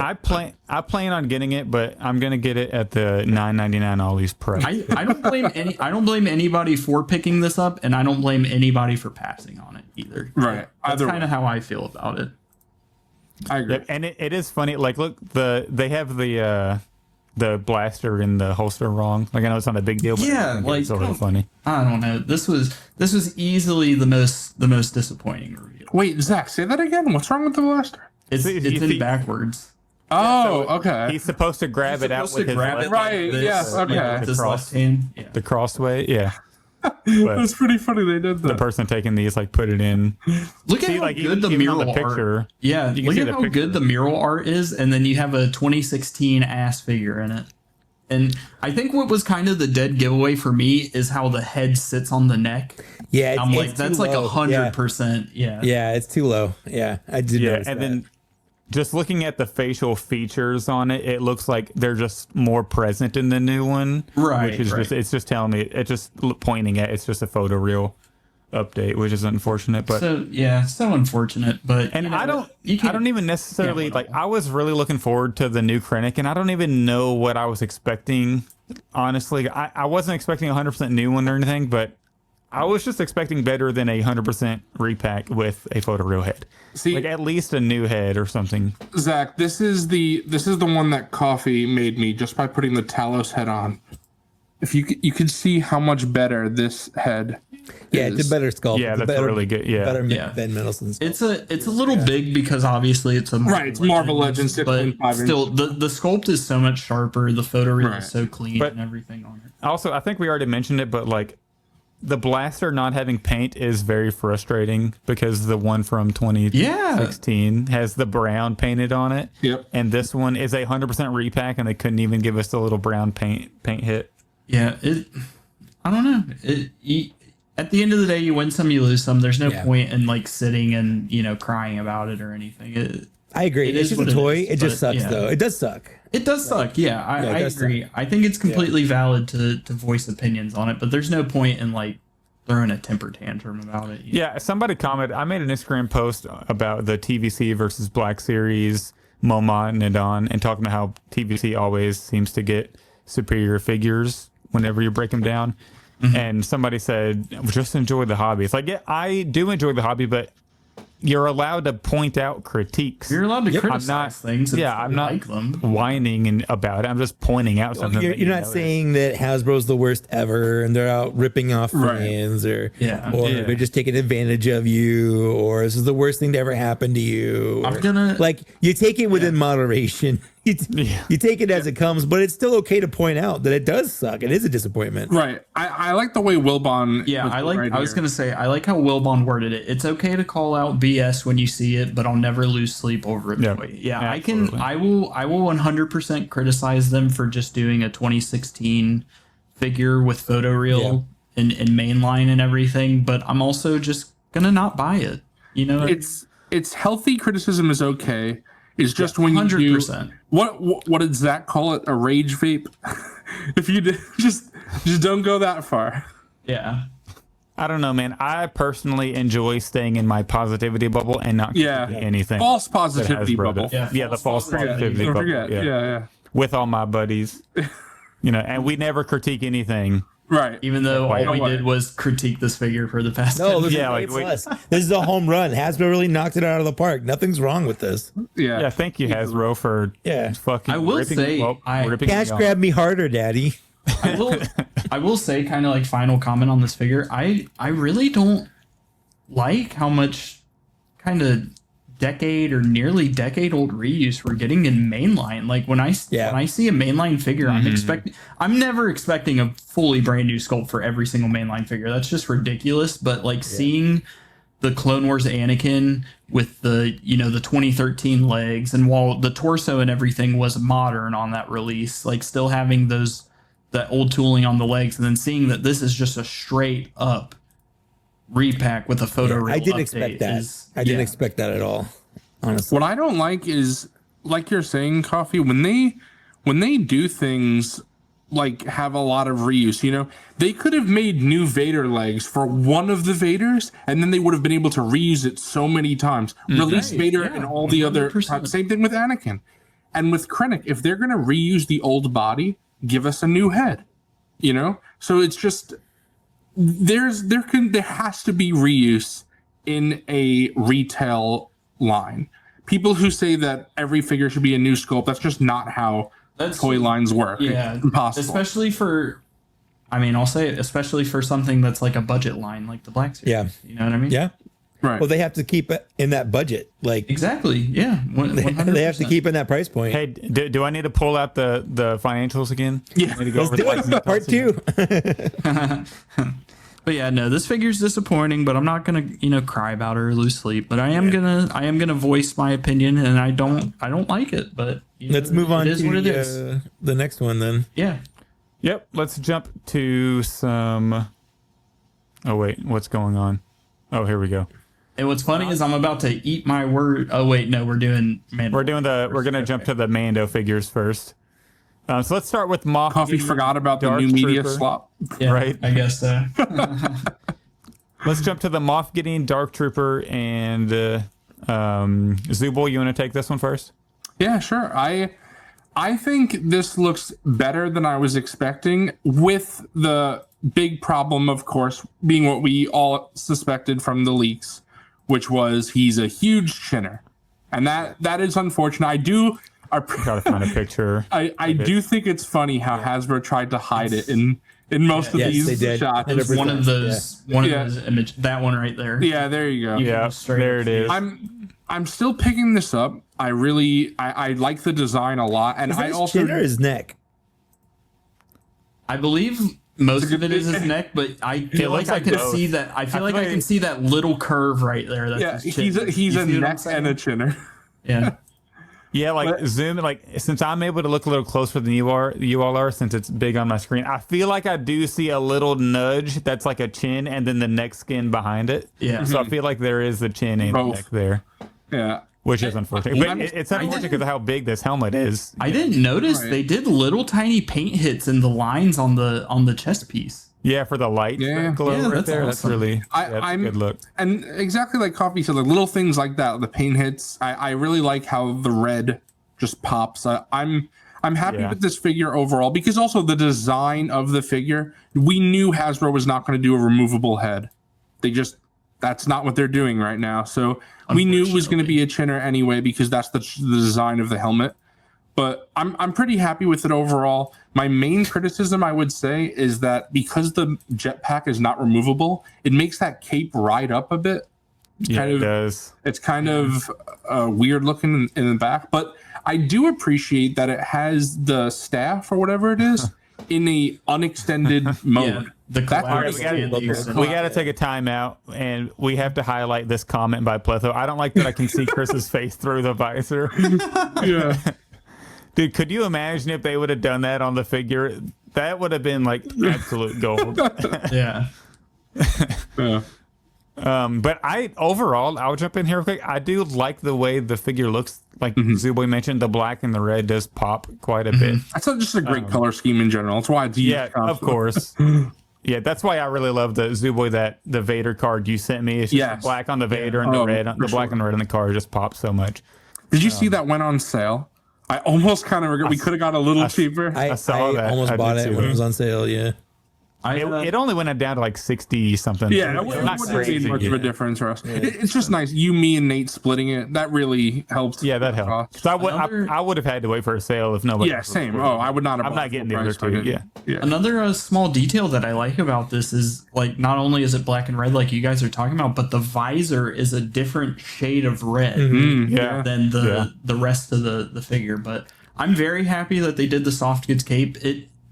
It does kind of suck that you can't take the jetpack off because it's like, I don't know. I feel like it kind of just like, I don't want to say contradicts the soft goods cape or anything, but it's going to be pressing it down. It doesn't let it float. It rides. Yeah. And like you guys were saying, it rides up so much. It looks like in this picture, they have it tabbed down into the shoulder, like maybe the torso overlay, but it just, I don't really like how the cape is riding up on his shoulders, but I am glad that they did do soft goods. My biggest complaint is this is an armored character and it still doesn't have thigh swivel. Like, what are they doing? Yeah, because if the argument against it is, of course, they're trying to save on the piece count. Yeah, but you can do the thigh cut behind that armor piece right there. Yeah, and unfortunately, because of this, like most figures that don't have thigh swivel, they've been giving them boot swivel, but because of the design of this outfit, he's not going to have boot swivel either. That's just going to be kind of like a double. I didn't even think of that. That's awful then. Yeah. Oh god. It's not I don't think it's going to be a bad figure by any means. It looks great. I think this likeness is much better than the original Moff Gideon. Oh yeah. The other one doesn't look like him at all. Yeah. This one at least looks like the actor. It's funny, Zach. Like I was saying before, how I have, because I printed Landspeeder Luke's hollow table with all the Imperials around it. I have Vader in the middle. If you take, I have Gideon facing like his back is what I see on the shelf. And because of that, I also don't have a Gideon on my Mando shelf, like I was saying. So this will be the Gideon from on my Mandalorian shelf. Right.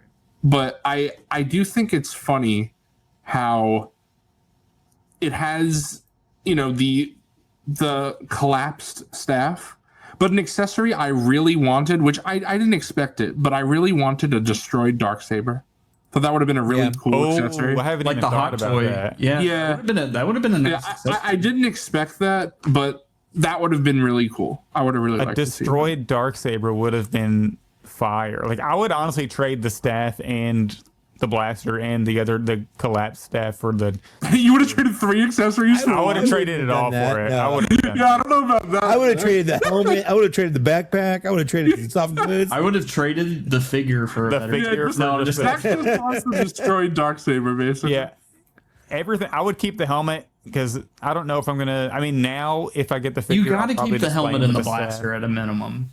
I mean, Yeah, that's true because and it does have. I would. the I, I think I would have. I would just collapsed. trade the collapsed Yeah, staff exactly. for the collapsed Darksaber. staff. Yeah. Which again, it's cool. I like that they did that. That is cool. Yes, I don't agree like that he that can't is- store it anywhere. Yeah. Yeah. Especially for you, Mike, since you don't have them with their blades out and stuff like that. Yeah, I mean, I don't know. I just prefer it if they have something like that. Like, where do they put it? You just carry it around? Isn't that the new Jedi too? Luminar and Shakti, they don't have lightsaber storage. Am I correct? I don't think they do. Yeah. They do. It's kind of annoying. What do you do for characters like that? You just make them hold the hilt Just without throw the them in blade. garbage.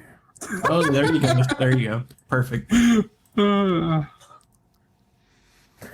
No, Bendejo, I do want to know where Moff Gideon stores his staff. I want to know where it goes. Oh god.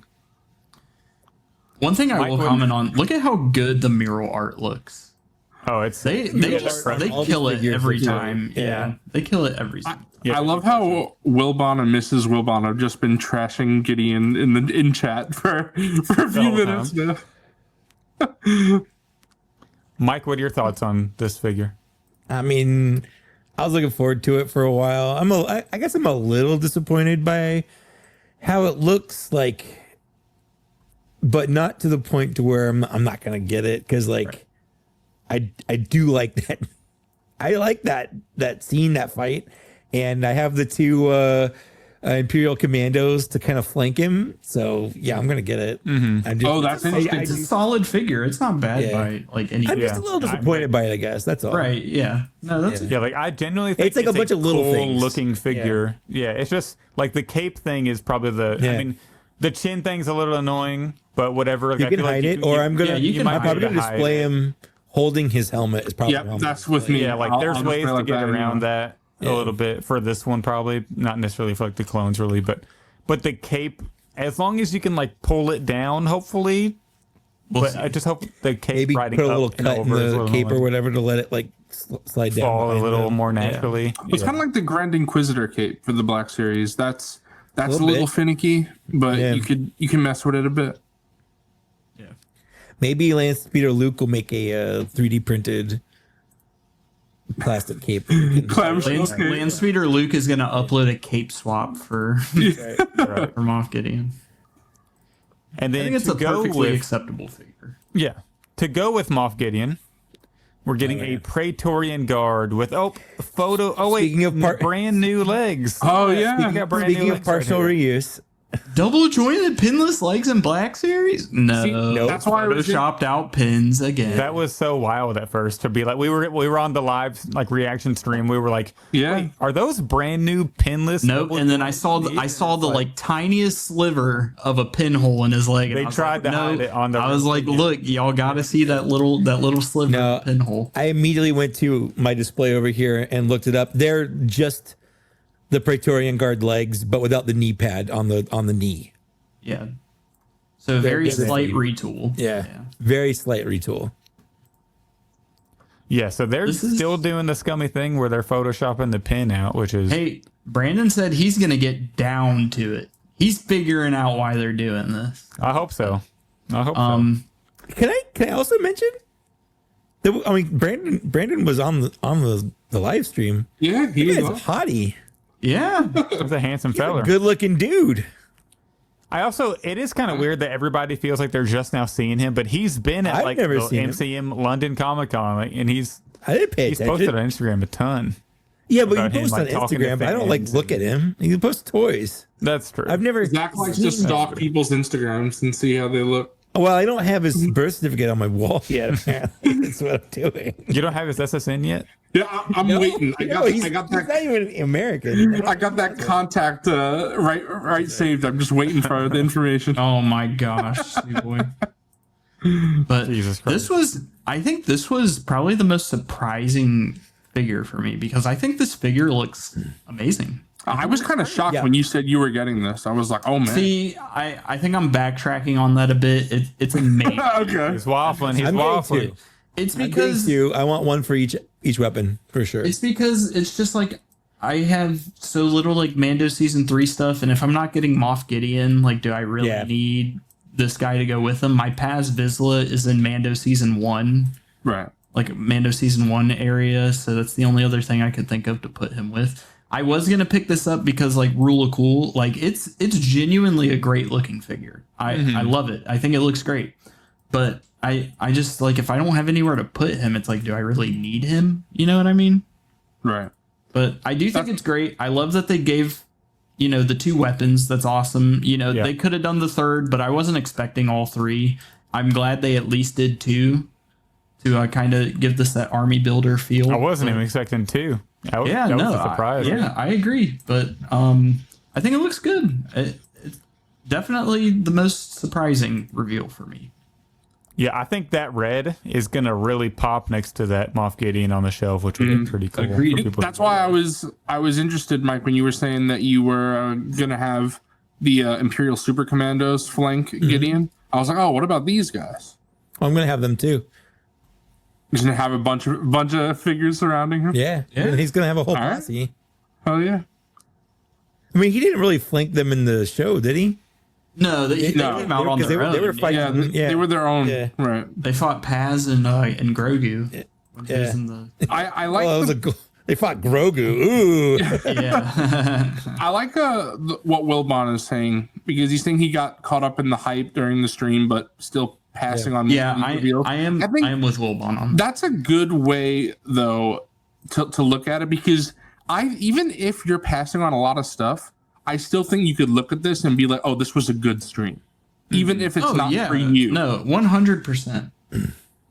Also, I think in hindsight, it wasn't a great. Well, I mean, when it was done, I gave it a B+. And you've soured on it more? I'm a little sour on it now that I've put it all more into perspective and gotten a better look at stuff. I think but that's also that's also why when we do our Hall of Fame, we have to let a figure kind of simmer for a year to let that hype kind of wear off a bit because you have that initial like, oh man, the hype's real, like I'm so excited for this, and then it loses a little bit that luster, like some of the issues are more prevalent than you remembered them being and stuff like that. I think what made it a good stream for me is this is the first Star Wars stream in a while, like definitely within recent memory, where it kind of felt like they knew what they were doing and going for. There wasn't 5 of them on the screen at once. They weren't stumbling over each other trying to say something. They were very straight to the point. They were very fluid, and it was nice having like the people who are designated with the line to have kind of like a fan, or not a fan, but like a brand manager or a marketing person with them. So it's like you had Emily and Jing on TVC. So, Emily's, one of the main designers for TVC. Then you had Eric, one of the main Black Series guys, with Brandon, who's in marketing. And then who's also just a huge collector and fan as well. Exactly. And then Chris and Hope for the roleplay helmet. I think it was a good stream. Well, maybe the reveals weren't, the best thing ever. I think that helped it a lot. I thought it was really cool that they were actually building out scenes. Like I'm pulling a whenever they would reveal the figure. Yeah. Like they would actually build out. It made it obvious what was going to get revealed, but it was still pretty cool. Yeah. I still liked it. And I think it's funny. Look, another example of Hasbro designating roleplay as a separate thing. We did not have two failed Black Series HasLabs. We do not have 2 failed Black Series HasLabs. I will die. Anybody who collects Black Series and doesn't blindly hate it knows that wasn't a Black Series HasLab. Right. Facts. Only TVC fans say that. Well, TVC fans are just flat out Black Series haters, but they hate the line, but they still collect everything. I look like I can say that because I have so much TVC. all my play sets. I will say the red's popping more in the promo images compared to the actual I see that too. Figure reveal. I don't know. It's going to be interesting to see what looks more like representative in hand, because obviously during the reveal streams they have that crazy lighting on everything. Yeah, during the stream it looks more orange. That pose looks so ridiculous. Like his butt is just. He's whipping that shit, dude. There's no way he can stand in that pose. His feet are not even touching the ground. I wonder if something's propping him up by the sword you can't see. He's actually laying on his back, and then they. Yeah, there you go. They orient the. Yeah, there you go. I really want to buy extras of these if they go on sale or clearance, and swap out the skirt piece for the ones from The Last Jedi with the soft goods. Okay. Because those have the rubber, the plastic or whatever. Yeah, right. Yeah. Oh, I think only the one that was in like the one in the 4-pack is not. Yeah. So they don't match, which is it really annoys me. Yeah. It bugs me a lot. Yeah. All right, fellas, I'm tired of talking about this shit. We gotta get to the good stuff. The good stuff. The repacks. Let's go. The repacks. We gotta get to the repacks. Yeah. So let me scroll over to whichever one we want to talk about first. Oh, come on, this page has to load. Let's start off with the best one, in my opinion. Count Dooku in the flame packaging from Revenge of the Sith. This is a sweet victory. Terrible. No removable head. No removable hands. Oh my gosh. No lightning hand.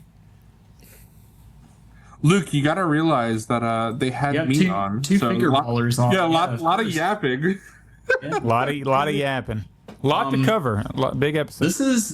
This is amazing. I mean, this is one of the best Black Series figures of all time. Get it back out for people to get it. Put it in that amazing throwback packaging. Yep. Yeah, and I'm getting all of these just for the packaging at the very least. Oh yeah, no, 100%. I have 2 Codys.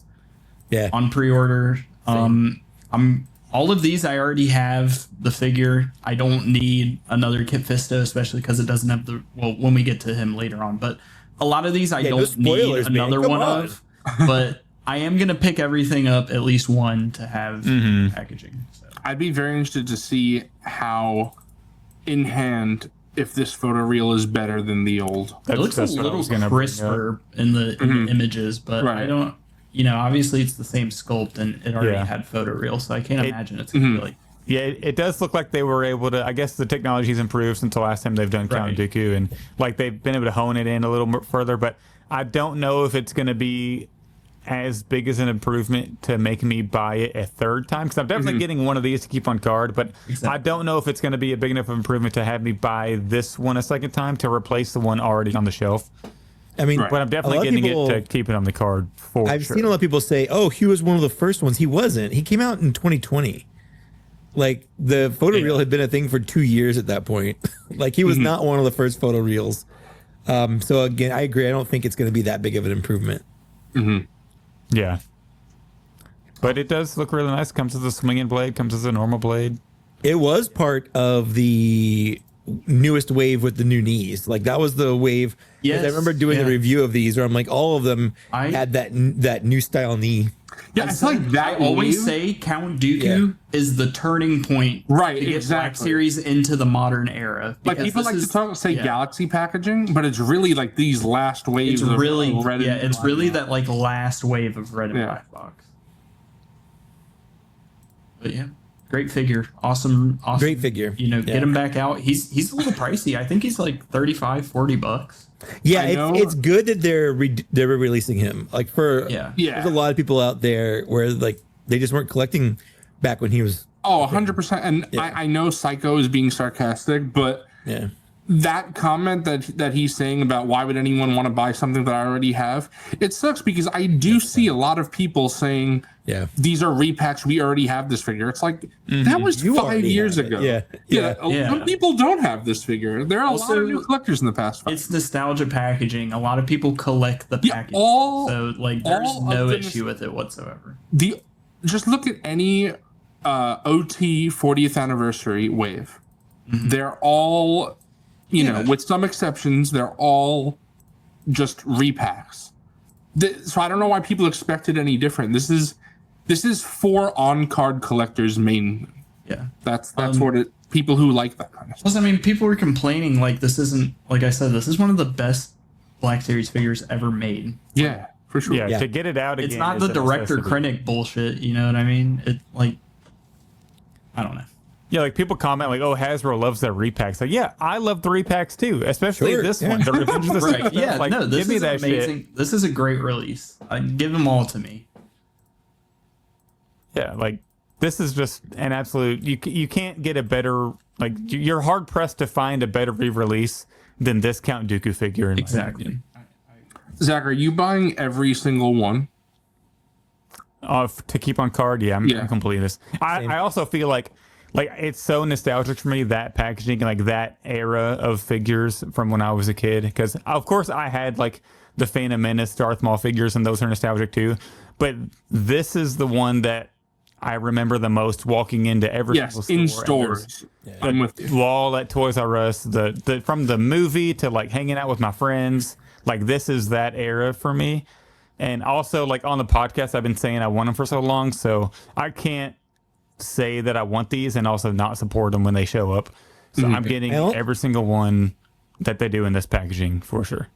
I also think, it's not necessarily that as nostalgic for me as it is for you guys, but like this is easily the most unique packaging of any era of Star Wars figure. That besides maybe the Clone Wars one, which was very similar to this. Yeah, but this was the first one where they took just like a big helmet and it's such a different. It was such a big shift in the way they, package their figures with that bubble in the front, and they're kind of like slants up. We got the big head on the top. That's kind of why I wish. Okay. I was gonna say I kind of wish that the Revenge of the Sith mural color was this orangey lava, orangey red lava, instead of what it is in the Black Series. But we're getting this, so it's okay. I will say I'm scared because these are all Walmart exclusives, and all of the reveals I'm only picking up one of. So I'm so scared that I'm keeping them on card and they're just going to ship them in a bubble mailer and they're just going to be throwing it on the front porch or something. I might have to pick up 2 of every one now, because I did pick up 2 of the Commander Cody. So. Zach's going crazy. Might got to double up on all of them to make sure I get the box shipped. You should, Zach. You should buy 3 just in case your backup has. Just in case. All right, there you go. Yeah. Well, the problem is 4. Just in case. Just in case. Actually, just buy a full case of them. Have a backup for a backup. Yeah. Well, the problem is, so I know we're going to talk about it in a minute, the 501st clone, but if that's a really good blue, I got to buy like 12 of them. I got to replace all the archive. You're finally you're gonna take your archive and throw them in the trash. We'll see what happens. We'll see what happens. Yeah. That would, I feel like that would just be so crazy. You spent so long building up this army that you have, and now you're just gonna. Well, and honestly, like that hasn't even been on display for a while because I sold the SHF Anakin, in build up to the new Anakins that are coming, and also that old SHF Anakin. It's pretty trash. It's not that good. Like you have to put like a custom robe over it. Is that what you put on the description when you sold it? Where you're like, it's not that good. It's kind of garbage. It's low key garbage, honestly, but you should buy it. That's the anime screaming face that Mike talks about. Yeah, that's what it is on that figure. Only one of those faces can pass if you get a custom robe and like hang it over the head a little to make it look at the dark side. But see, I saw Psycho say this about that. It's a Walmart exclusive, so it's gonna be hard to get. I feel like they've gotten better. I feel like somehow it's switched. For me, at least in my experience, the Target exclusives are the one that online they sell out immediately. In store, you're good. They're usually pretty good on the character and the production run, because you can't forget that 5 sold out in 10 minutes. True, but I feel like that was a while ago. I feel like since then, like Cody, we thought like Cody was going to sell out a half ago. But yeah, I think with the newer release, here's the thing with Cody is it's technically just an updated body. A lot of people are already like, I have a Commander Cody action figure. True. I don't need to buy a Commander Cody. Well, a lot of people we don't know the production. We don't know the production run on these figures. True. So I think it's a multitude of factors. It's not just like, it's a Walmart exclusive. It's not going to sell out quick. That's blasphemy. I would be surprised if these figures sell out, except for, like the clone. No, I don't think they're going to. Right. Yeah, like the 501st, I could see that selling out. Yeah. I mean, if they did a dark side Anakin in this package, though. Oh, that would sell out. Yeah. Like, yeah. Mm-hmm. But let's jump to the Kit Fisto. I actually do think this is another good re-release for this line. I mean, a Revenge of the Sith character. It's just not Kit Fisto from that movie. It's just, yeah. It is weird. The eyes are. Yeah. But the paint looks like it is improved, but not enough for me, again, to replace it on my shelf. I'm just going to get a carded version of this Kit Fisto and put it on the wall with the other. Still don't have those fit in. Those back tentacles painted properly, I see. Nope. Real quick, Wilbon, I'm not saying Walmart hasn't gotten better, but like the stock of figures selling out isn't like it's not just really, like a one. Yeah, all exactly. All yeah, I feel weird. Yeah. Walmart has definitely gotten a little bit better. I mean, I'm always gonna like Walmart because I got a 5s for $3 because they didn't charge me for it. They just charged me sales tax. So right. I remember when, what was it? I forgot if it was a Target or Walmart exclusive. I'm sure you guys know, but the Tartakovsky wave. That was Walmart. That was terrible. That was insane. Horrendous to get. Yeah. Yeah, that was. And then the thing is after those pre-orders shipped, they started showing up in stores like 8 months later. In those display cases. A year later. Yeah. Right. And the shippers or whatever. Also. And then the same with the 08 Clone Wars wave. That was Target. Like with Anakin and Obi-Wan, that was. I never found. I went to like 8 Targets. Never. To be fair, that was like us coming right off of COVID. Right. Yeah. Production and shipping and distribution was terrible, and also it was a very desirable wave because I mean, if you look at the least desired figure out of that wave, which is Hawk, he goes for $20. You know what I mean? That's just. I think that was just a mix of terrible distribution at the time, probably super low production run, and just desirability. It's just I can't just put a blanket on retailers and be like, oh, they've gotten better. It's a multitude of factors as to like them getting better or not. Whether it's like desired character, we don't know production numbers, just kind of. Yeah, and like one of the things I think of is like whenever because.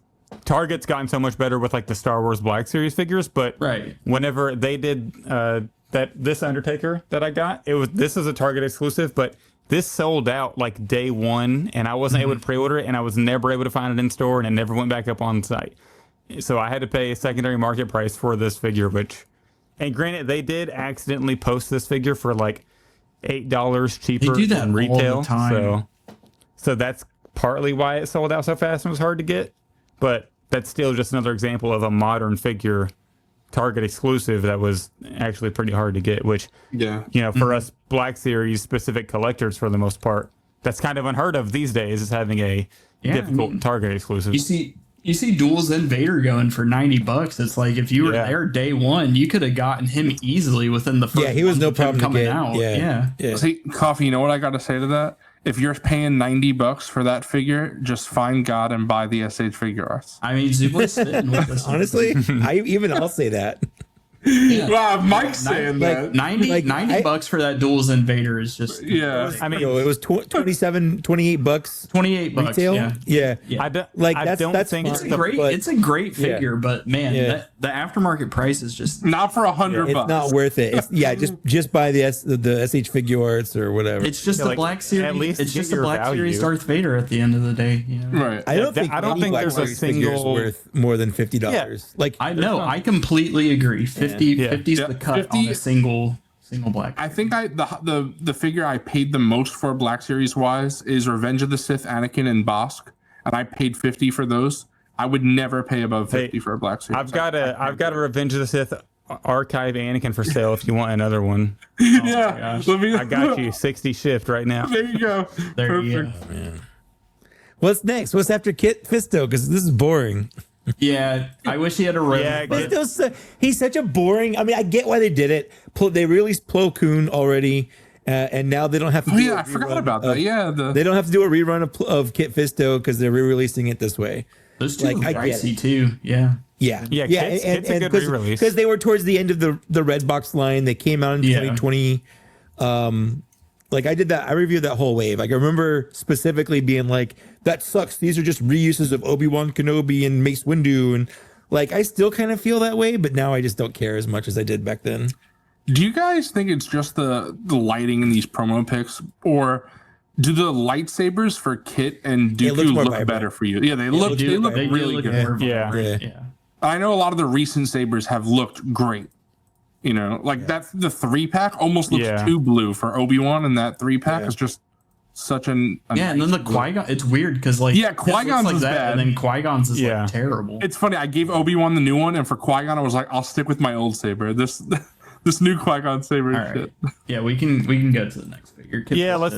Let's jump to a much more hyped re-release. I'm so thinking about buying 2 of these. Like, I don't need another R2 on my shelf. I'm in the same boat. It's different, so I kind of do. Yeah. You know what? Even me, someone who doesn't army build, I feel like R2's in so many movies. Yeah. He fits on so many different shelves and stuff. Yeah.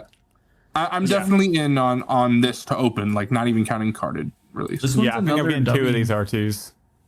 I'm only in for 1. I already have 2 Black Series R2s. I'm not like I need him to have the rocket booster. L take. Well, technically I have 3 R2s because I also have the Figure Arts one. But I mean, it's just I'll get 1 for the card. This is another W though, because again, I will say it alongside Dooku. This is probably a top 10 Black Series of all time. And this figure again is already so expensive. This figure is already going for like $40 to $50. Yeah, that's crazy. Yeah. So getting that back out again for retail on that nostalgia. Again, look how awesome this looks though. I was so hyped when they showed this with the jet boosters. I wish it came with the stand. That would have been cool. That would be sick. It really should. Cool. Like cool, Chopper got a fun little stand. Yeah, that's true. And I just played Chopper like that on that little rocket boost. That's cool. Yeah, this is another great one. I think Dooku, Cody, I think they're all great, but I will say Kit Fisto is probably the only. Yeah, because I don't even want to say disappointing because I don't even think it's disappointing per se. It's just like it is what it is. It's not hype. It's just kind of there. It's like it's something that's. I'm still buying it. You know what I mean? For the people that didn't get it, it's a big W. Like exactly. I think it was a Commander Cook. Like, wasn't he looking for a Kit Fisto when we went to Tennessee Toy Con last year? I forget. I actually didn't know that was Commander Cook until after we left. So that's crazy. I don't know who it was. So crazy. Oh my god. We went to dinner with him. You were like, who is someone? This? Who Bro, is that? I've legitimately. Well, he was so shy and didn't talk, at least to me, anyways. And I hope he's still here in the chat because this is hilarious. But I genuinely thought he was like Tommy's little brother or something that was just there with his dad. Like, but who did you think Tommy's brother was then? He thought that was Commander Cook. Yeah, he was that one guy. Yeah. I had no idea. But see, Cook, next time you got to. I wish I would have known. Toilet chair, and then Zach will know. If Cook's going to Tennessee Toy Con this year, to make up for it, I'll cover your Papa Attorney's dinner. How about that? Wow, look at that! Right. What a guy! What a nice guy! You don't remember me, right? Make sure. Welcome. Yeah, Zach. Do you know who I am? You might have to. that way, you guys can get some mid barbecue. Ooh! Get off my podcast right now. This is now my podcast solely. I'm kicking you off officially.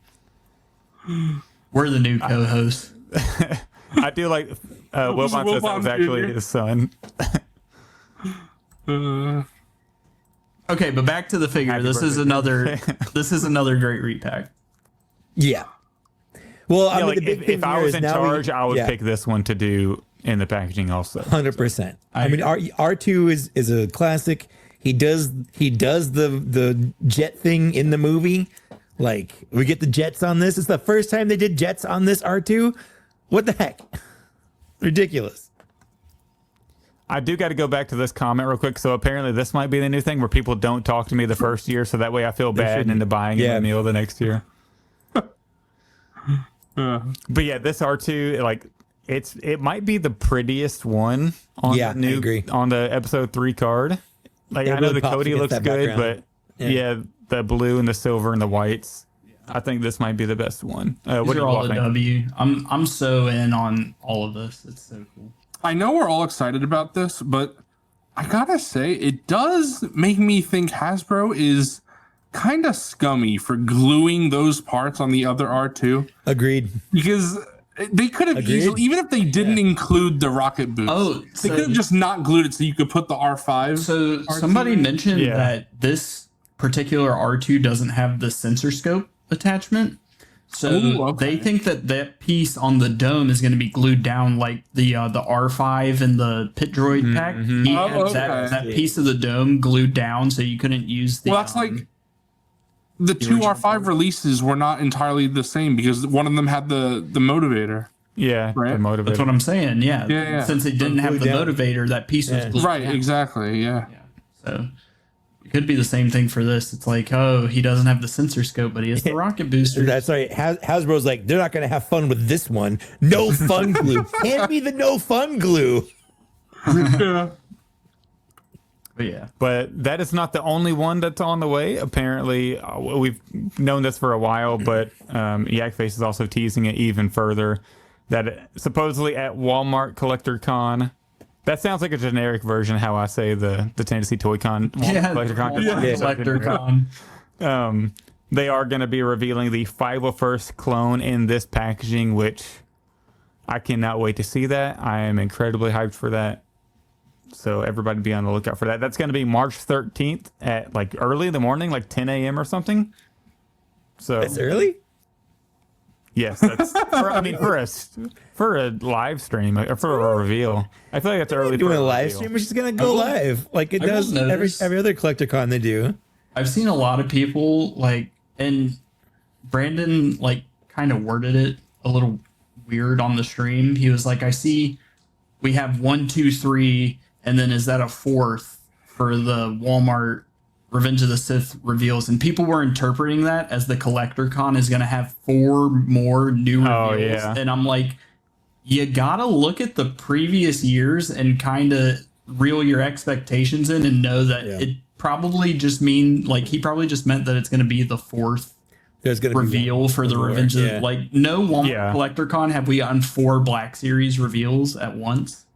Right. And we know that there's only going to be one more like scheduled release of these. 5 in total there. Yeah, which is sad. I don't want these Revenge of the Sith anniversary packaging figures to end. I want them to keep going on like every Revenge of the Sith. They're just going to switch everything over to the Revenge of the Sith. They should put new Andor figures on the Revenge of the Sith card. It's just all Revenge of the Sith packaging. I mean, I wouldn't be opposed to every episode 3 figure they come out with in the future, just put it in that card. I would not be opposed to that at all. Like Zach would just never stop buying carded figures. He'll be an on I know I'd literally be like I'd have to be one of those collectors that buys double of everything. One on card, one to rock, one to stock. So I know we have a discussion topic, but I think we should table it for a future episode. Because we're already going on 3.5 hours. That has been a long. I honestly don't know how much longer I can go tonight because my wife. Okay. So, as much as I do want to talk about it, I think if we do, we're gonna get into like 5 or 6 hours, and I honestly can't. That is true. So, you want to jump into Hall of Fame? Let's do a Hall of Fame, do the questionnaire, and then wrap it up. And at a more reasonable time, even though we're already going for 3 hours. Let's do it. I know, MrCawfee, you said you had one written down to suggest for the Black Cantina Hall of Fame. I'm going to be cheap. I have 2 to suggest. Okay. That's even better. That's even better. The first one that I came up with that I have a feeling a lot of people are going to disagree with this one. But it's one of my favorite. I mean, I'm going to say it's a clone trooper. It's one of my favorite looking clones in the entire line, but I was going to say Commander Bly. Okay. Just because I know he has the pins and everything, but he's the best looking theatrical clone sculpt, in my opinion. He has the Rex arms, so they missed the chin. Get good range out of them. No chin. Good deco and everything. Yeah. But my other pick that I have that I think more people would be inclined to agree with is the B1. Okay. The B1 Battle Droid. Yeah. Okay. I think that's a first time suggestion. Never had anyone suggest it. Your picks are way earlier releases than mine. Mine is still past the 1 year mark, but barely. All right. Mine is Darth Malak. We did just put in Malgus recently. I know that's. I think Malak is a really good. I love that figure. When I did my top 10 of the year, I put Malgus on it as number 1. But in hindsight, I think I like Malak even more. I just love the way the face scarring underneath. Yeah, the fact that's removable is so cool, and he's just a great looking figure. I will say it is amazing. Malak is a great figure and more modern and everything. My thing against the B1 is a lot of them do have issues standing up, but I think the sculpt is very solid. The playability is very solid, and you can get them all the way down in their folded up position. Yeah, so that, and then also I like that it has either the backpack with the antennas that extend out of it, or you can do the swap out piece without the backpack but still have the antennas. So which specifically, because I'll have to, if we put it in, I'll have to pick. Yeah, you'd have to pick. So specifically, which figure? Or I'll say Bly. I will say Bly. Well, for the B1, for the B1, no, I think there's a Geonosian one, or like the no. I think he should just pick either B1 or Bly. Yeah, I will say Bly if I had to just pick one. But because honestly, I'm okay with B1 being in Hall of Fame, but I would wait until the STAP is eligible and go with that one. Yes, I can agree with that. And also, that makes sense. I think I prefer Bly as a figure. What if we're getting a new Bly though? I don't think it's going to be a new Bly. I don't think it is either, but I mean, I don't know. I feel like that Bly is still good. And again, came out in the same wave as Count Dooku. Count Dooku. Yeah. But Mike, you said you're not wanting to do the Phase 2 Rex anymore, so would that apply? No, because we 100% have the Phase 1 on the newer body. Yeah. Coming. Yeah, Bly we don't know. That's a known quantity. Well, so maybe we wait on Bly. I don't think we have to wait on Bly. See, here's the thing is, even if they do a 2023 body, I think the articulation would be better, but you can probably expect a removable helmet just because we've seen Bly's head, and they can, honestly, they can reuse the Rex head sculpt for that. And then, like I said, I just think it's kind of like the peak in terms of theatrical accuracy. And the Clone Wars during Phase 1. He has the super short hair like Rex does. Okay. And that the paint apps aren't going to be as good these days. I agree. But honestly, Malak is a fantastic pick as well. Either is completely valid in my opinion. Okay. Well, what were you going to say, Zach? I was going to say I got to give this one to Zoo Boy. I'm going Malak on my vote. Malak is a more modern figure, and he looks great. So on this one, I was going to suggest R2-D2. Oh, I didn't even know I think R2 is more valid than Bly or Malak. No, I didn't realize R2 was eligible. I think I would switch my own vote for Malak. Right? Yeah. Yeah, I guess. Oh, yeah. If he's 2023, then I say R2. R2 is one of the best figures in the line, so I would say R2, honestly. What if I want to wait another year and a half and put the episode 3 version with the jetpacks? I mean, that is better. Jetpacks on there? That is a better figure, honestly. To me, the jetpacks don't. Oh, it doesn't have enough of a difference. Yeah. I don't care that much.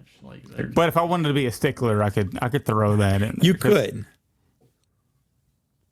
All right, I'll say this. Let's say Malak and R2, and we'll let the guests decide. Between 100% R2. Yeah, I would go against my own vote, and I would say R2. 100% R2. All right, so both of them say 100. All right, R2D2 it is. Let's do it. All right. Obviously, the new one that came out in 2023. Oh, wait, we're not talking about the Dagobah one? Yeah, I was talking about the Dagobah. No. I can't put my vote now. No, I wanted the slightly dirty one from the Amazon 3-pack. Yeah, there you go. Yeah. I will say, I still think Malak and honestly Bly too are valid. Oh, yeah. Malak is on my list. I'm going to put Commander Bly Yeah, put Bly on there. On my and list then put as B1 on there too. I'll put B1 Battle Droid on there. Yeah, because I haven't even considered that one. That's a good pick. Same, honestly. But again, know what? No, I'm not. Because again, if stab. You want to do the stab one specifically. Yeah. So and also it has the, like different paint apps as well. Too. It's not going to be on my list yet because it hasn't been long enough.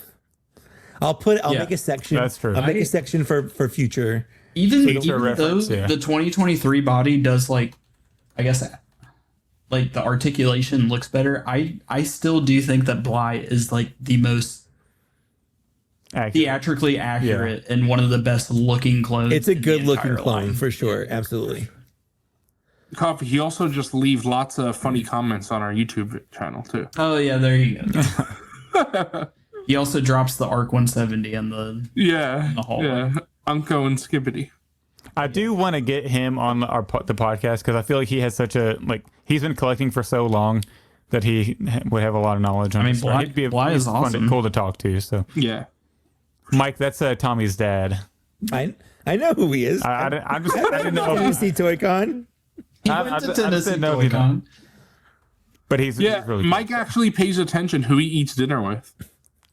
I'm sorry. I even knew that Commander Cook was there because I talked to him for a little bit. I mean, nobody mentioned me that was Commander Cook until we were on the road back to Louisville. I mean, come on. You know what, Zach? I will cut you some slack because you also didn't know how to eat New York style pizza. Okay, so. we don't have to talk about that tonight. Okay. Yeah, I know how to eat pizza. You grab it and you bite into it like it's pizza. You put it in your butt. Yeah, exactly. That way. I mean, I've always told you eat pizza backwards. They were like, so I put it in my butt. It's funny when I was telling my family that I was busy tonight, being on your show, and my dad was like, or my mom was like, "Who's Zach again?" And my dad was like, "The one that can't eat pizza." Oh my! Bro, I finished that slice. I finished that slice just because I didn't fold it in half. Everybody looked like I was, praising. Wait, you just let it flop down? You just let it flop down? It was Mike. I wish you saw because it was just so funny because he looked like he was struggling. Like he's like, "What is going?" Like he couldn't. Did you just let it hang? Are you just trying to It was flop. Like I'm gonna push for the sponsorship. Above your head like Simba trying to let the grease drop down your face. I'm gonna push for the sponsorship more. Your pizza needed that blue chew, dude. Yeah, there you go. That is true. Yeah, the pizza needed the blue chew. The undercarriage wasn't there. I will say R2 is an amazing pick for the Hall of Fame. Definitely deserving. It's a little because it's been eligible for a while now, so it's maybe a little overdue because it is it was my number one figure of 2023. It was our most anticipated figure for a long time. Yeah, for some reason I was thinking last year, but no, it was the same list as Malchus and Malik. So yeah, good pick. Yeah, just such a good year for Black Series when you think about it. Malik, 2023 is probably the best year for Black Series for a while. I know I said 2024 was really equal to it, but after looking back at my spreadsheets and stuff, 2023 was. You still go 2023. Was probably the best year for Black Series in, if not the whole line, most of the line. It's just so hard for me because last year you get the B2 and Kiadi Mundi, and those are both 10 out of 10 figures. And Droidica. Yeah, and the Droidica. The new Jedi Luke. You got the Bastilla Shan, Darth Malgus. Wicket was that year too. Wicket. Oh my gosh. I love Wicket's a banger. Figure. You know what? I'm putting Wicket on. Yeah, we got to put Wicket on the list. For sure. All right. When Wicket's the year is up. You know what? I'm changing my vote to Wick. No, I'm joking. As soon as the year is up, I feel like the B2 has got to be the next one. Yeah, there's certain figures whenever it's close. It's just a matter of time. Well, I'm surprised that we haven't put the Glavis Ringworld Mando in there. Oh yeah, I think it's these really figures are so recent. Yeah, but it's just hard to get everything in because we only do one per episode. So I also that's the problem is I like to focus more on something that's been around for a long time because I just feel like mix it up. They get overlooked. Having General Lando on the list might shock a lot of people.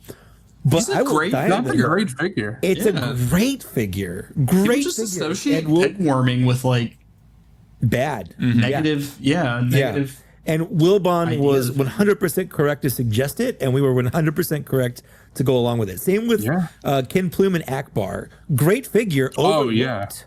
And that's kind of that's what I want to do with the Hall of Fame. It's not a top 10. Like, these aren't in order like of how great they are. They're just a list of figures where if someone's new or they don't know what figures to look at or buy, like, these are all bangers. If you can get these figures, they are bangers. And you'll have a good time. Well, see, that's where you're wrong, Mike, because it's not all clones. So they can't. You're right. 100%. You're right. I didn't think about it like that, but you're right. Right. Exactly. All right. So the next entry is going to be the 2016 Order 66 clone pack. Yeah, exactly. There you go. Yeah. Real quick, we talking about recent figures from last year, 2024. I know Coffee disagrees with this strongly, but Moma Nadan was Shut up. Oh my god. that was a top figure for sure. That's Hall of Fame. I like how everyone gives me shit as if he still wasn't in. It's like I put him at 10. He might as well have been like 83 or something. Right. Yeah, exactly. If it's not, I think he was at top 8 3. for It's me, garbage, so basically. No, he was in my top 8. 5. I love Shout out Brian for putting fucking Moma at 10 as well. I think I also put Moma at, like, he was up there for me, but I was brave and I put IG-12 on my list because I put IG-12 on my list too. Everyone's buying them on sale now. I'm like, oh wow, here's a pretty good figure. I'm like, yeah, that's why he was on the top 10 because he's a good figure. Coffee also people were just associating the OT glazing with putting Moma up so high, and then it's like IG-12 is from a mid scene, so everybody's like terrible figure, even though it's actually a good figure. Yeah. It's like a Thrawn too. You put Thrawn on your list, and I think people were just surprised that your list was like had some new media in it. Which coming from you, I feel like that was like kind of surprising. I mean, Thrawn. I mean, I'll stand by it. Thrawn was one of my favorite figures. Oh, I love that Thrawn figure. It's great. The expressive hands. I will say, like, 2, maybe 2 was like a tad high, but I don't care. It was a little high. Yeah. For no butterfly joints, man. Come on. That neutral hand and that likeness really cares. It just shows you how expressive hands really matter. They really are. I agree. All right, let's do the question. Let's do the questions. All right, let me pull out my handy dandy sheet of paper here. On the sheet nice. of paper. There you go. All right. We'll start with MrCawfee. Well, we'll do each question, but MrCawfee will go first here. What's your favorite Black Series figure of all time? Of all time. I'll say it. Recency bias be damned. I think it's the B2 Super Battle Droid. There you go. I did a top 20 series, but top 26-inch figures of all time, and I put the B2, I believe, at number 3 or 4. I think number 4. And so now it's number 1. No, just in terms of Black Series, it's the number 1. Okay. Because it was between a 6-inch SHF, Matrix, and Black Series, and I put it at number 4, so it was the highest Black Series on the list. Yeah, so. Excellent video, by the way. And number 1 was the Kenobi Vader, right? I believe. Yes, which that was just kind of like because it's Darth Vader, you know what I mean? That's that had a heavy factor into it, but I do stand on that. I think that's one of the best ones ever made. But I will say very close for me is probably Count Dooku, just because. Zach didn't ask number 2, so that's true. Zubly. Zubly. Yeah, I genuinely don't remember asking. So that's really cool. But I really do remember you asking. So. It's funny because normally my answer for this would be Empire Strikes Back Vader. But since I got the SHF Vader, I feel like that's just a better figure. So I feel like I've soured more on the Black Series. I think the Return of the Jedi Vader is better. It's just the helmet. The helmet. Yes, if you get it right, for sure. But honestly, because the way you worded that, Zach, you said favorite. You didn't say what I think the best favorite is, right? Black Series figure. So I mean, I know he's still my favorite. Yeah, I know this is nowhere near one of the best quality figures in the line. Constable we got it. Yeah, exactly. I just love the Jedi Revan figure. I just didn't think we'd get that look of Revan. Most people prefer Darth Revan. I like my Revan to be light side. And I never thought we would get a figure like that. So that figure means a lot to me, especially because I gave him a blue lightsaber from Cubic 3D prints. And it's great because I play the game with the blue saber. So it's just that's Jedi Revan. Canonical Jedi Revan. Yeah, canonical Jedi Revan. So the opposite side of that, you probably know what's coming. What's your least favorite Black Series figure? Ooh. It's probably not something you own. That's a harder question. Oh man, Zooboy might have to go first for this one. I don't know. I gotta think about that. Yeah, that's a hard one for me, honestly. Ultimate shill answer would be that you don't have one. They're all special. They're all good. They're all amazing. Hasbro can do no wrong. I'm gonna say it's got to be something that you own, right? Because there are a bunch of Black Series figures I've passed on, like carbonized figures. Okay, credit collection. This is what my gut is telling me to say. I know I'm probably going to get a lot of flack for this, but I think my least favorite Black Series of all time, and it's probably one of the most disappointing ones of all time for me, is Sev. Oh, wow. Interesting. I'm not a fan of the Commando body. He has the Clone Wars style deco. It looks like he has ketchup smeared on his face instead of like a bloody handprint. So just between the skinny body, the like weird proportions, and the deco, I think Sev is one of my least favorite. Like he was just like, I was semi content with the other Commandos, even though I like wasn't happy about the Hunter reuse, but Sev was definitely the stinkiest one for me, and he's one that definitely kind of hurt.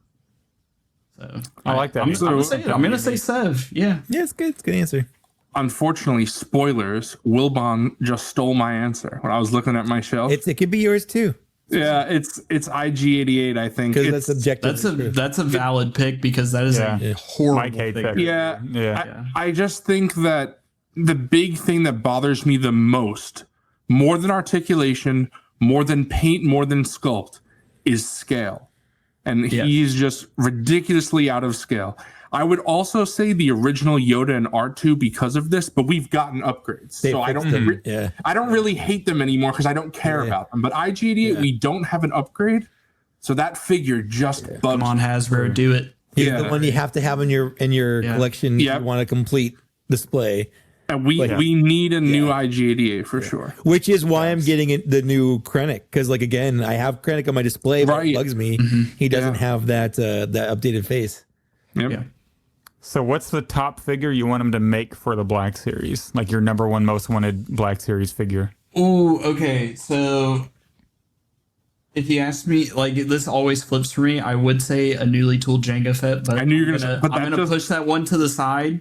Newly tooled Bespin Luke Skywalker. There we go. Okay. Probably my most wanted Black Series. And it is perfect that Coffee says that because my figure can reuse the same sculpt. You make a new Bespin Luke, you can make a Jason Solo because the outfit is very, very similar. All right. And we need one to go with Jaina for sure. Yeah. I need a new Bespin Luke in my life. I would love a new Bespin Luke, but Jason Solo is my number one want. And if the line dies before we get him, I will be so disappointed. That will be a Zooboy commission. I will be commissioning someone for. We at least need the new Bespin Luke. Yeah, for sure. What they've been hitting a lot more EU stuff, so you never know. I hope so. You never know. Yeah, I feel like we can get a Joris Sabayoth. We can get a Jason. I feel like the EU stuff that is post Thrawn trilogy doesn't get a lot of love, which is unfortunate because I know, but Jaina was a fan vote. Yeah. So I feel like that's the only way. I don't know. We gotta get fans gotta push for Jason. Gotta complete the twins. But you know what, Mike? I would like a 2-pack because I want Jaina in her Jedi robes. I love that Jaina. It's great. But Jason and Jaina in their Jedi robes, I'd love it. Then we need a Darth Cadus or whatever. I'd take that too. Give me a new Bespin Luke. That's mine. MrCawfee's just stuck on. I don't give a shit about Jason Solo. No, I'm just kidding. Listen, I was commending your. I know, I'm joking. I want you to get your Jason Solo. What's your favorite innovation that's been added to the Black Series? And I know for MrCawfee, MrCawfee, it's Cassie. Can't get his name right. We're flubbing his name. We are. I know his answer is going to be the removal of thigh swivel. Yeah. Oh yeah, 100%. Yeah. You're right. Yeah. Favorite innovation in the Black Series. Most people, it's usually between photoreal or butterfly joints, or Yeah, I would say photoreal. I think that was one of the major turning points. I'm 100% agreeing with that because, as I said, I was in on the line from day one. But I had 7 figures until they put photoreal in, so that really got me into the line fully. Because my reasoning with photoreal is I can deal with old double jointed legs to a certain extent. I can deal with a figure that doesn't have butterfly joints. I'm not saying I won't be disappointed by it, but if a figure didn't have photoreal, that would kind of send me. Yeah. I wouldn't buy it. Yeah, exactly. So I would say photoreal. I have one figure in my collection which doesn't have photoreal, and that's Slave Leia that I bought at Tennessee Toy Con. Doesn't Jaina Solo not have photos? She doesn't. Well, I'm talking about for a likeness, like the likeness of an actor. Oh, okay. Jaina doesn't, there's no likeness. Yeah, I guess. Yeah. Right. Could you imagine if they did Krennic, but not photoreal? They just released again. It was a straight release. Yeah. Like they didn't even update the box; they just re-released the Rogue One red box version. Red box. Right. Throwbacks. Yeah. Throwback packaging. Yeah, throwback red box packaging. What's your favorite era to collect? OT. Which Zuboy was talking about this earlier. It's crazy because I'm only 23 and I'm not a straight prequel or Clone Wars blazer. Yeah. OT is over everything for me. I have the most amount of OT figures in my entire collection. So definitely OT. So this is an interesting answer for me because my gut reaction would be to say OT. But if we're talking specifically Black Series, since I was born pretty much, 1995, I've been collecting OT figures and I have them all still. So for Black Series, I honestly feel like I get the most excited about EU figures just because they're so interesting. few and far between. Yeah, that's awesome. Yeah, I really like them, especially when we get an EU figure that has never been in 3.75. I don't know if we'll get them, but if we get the Sith from Knights of the Old Republic 2, they have never been made into figures. So that would be really fun to see in Black Series.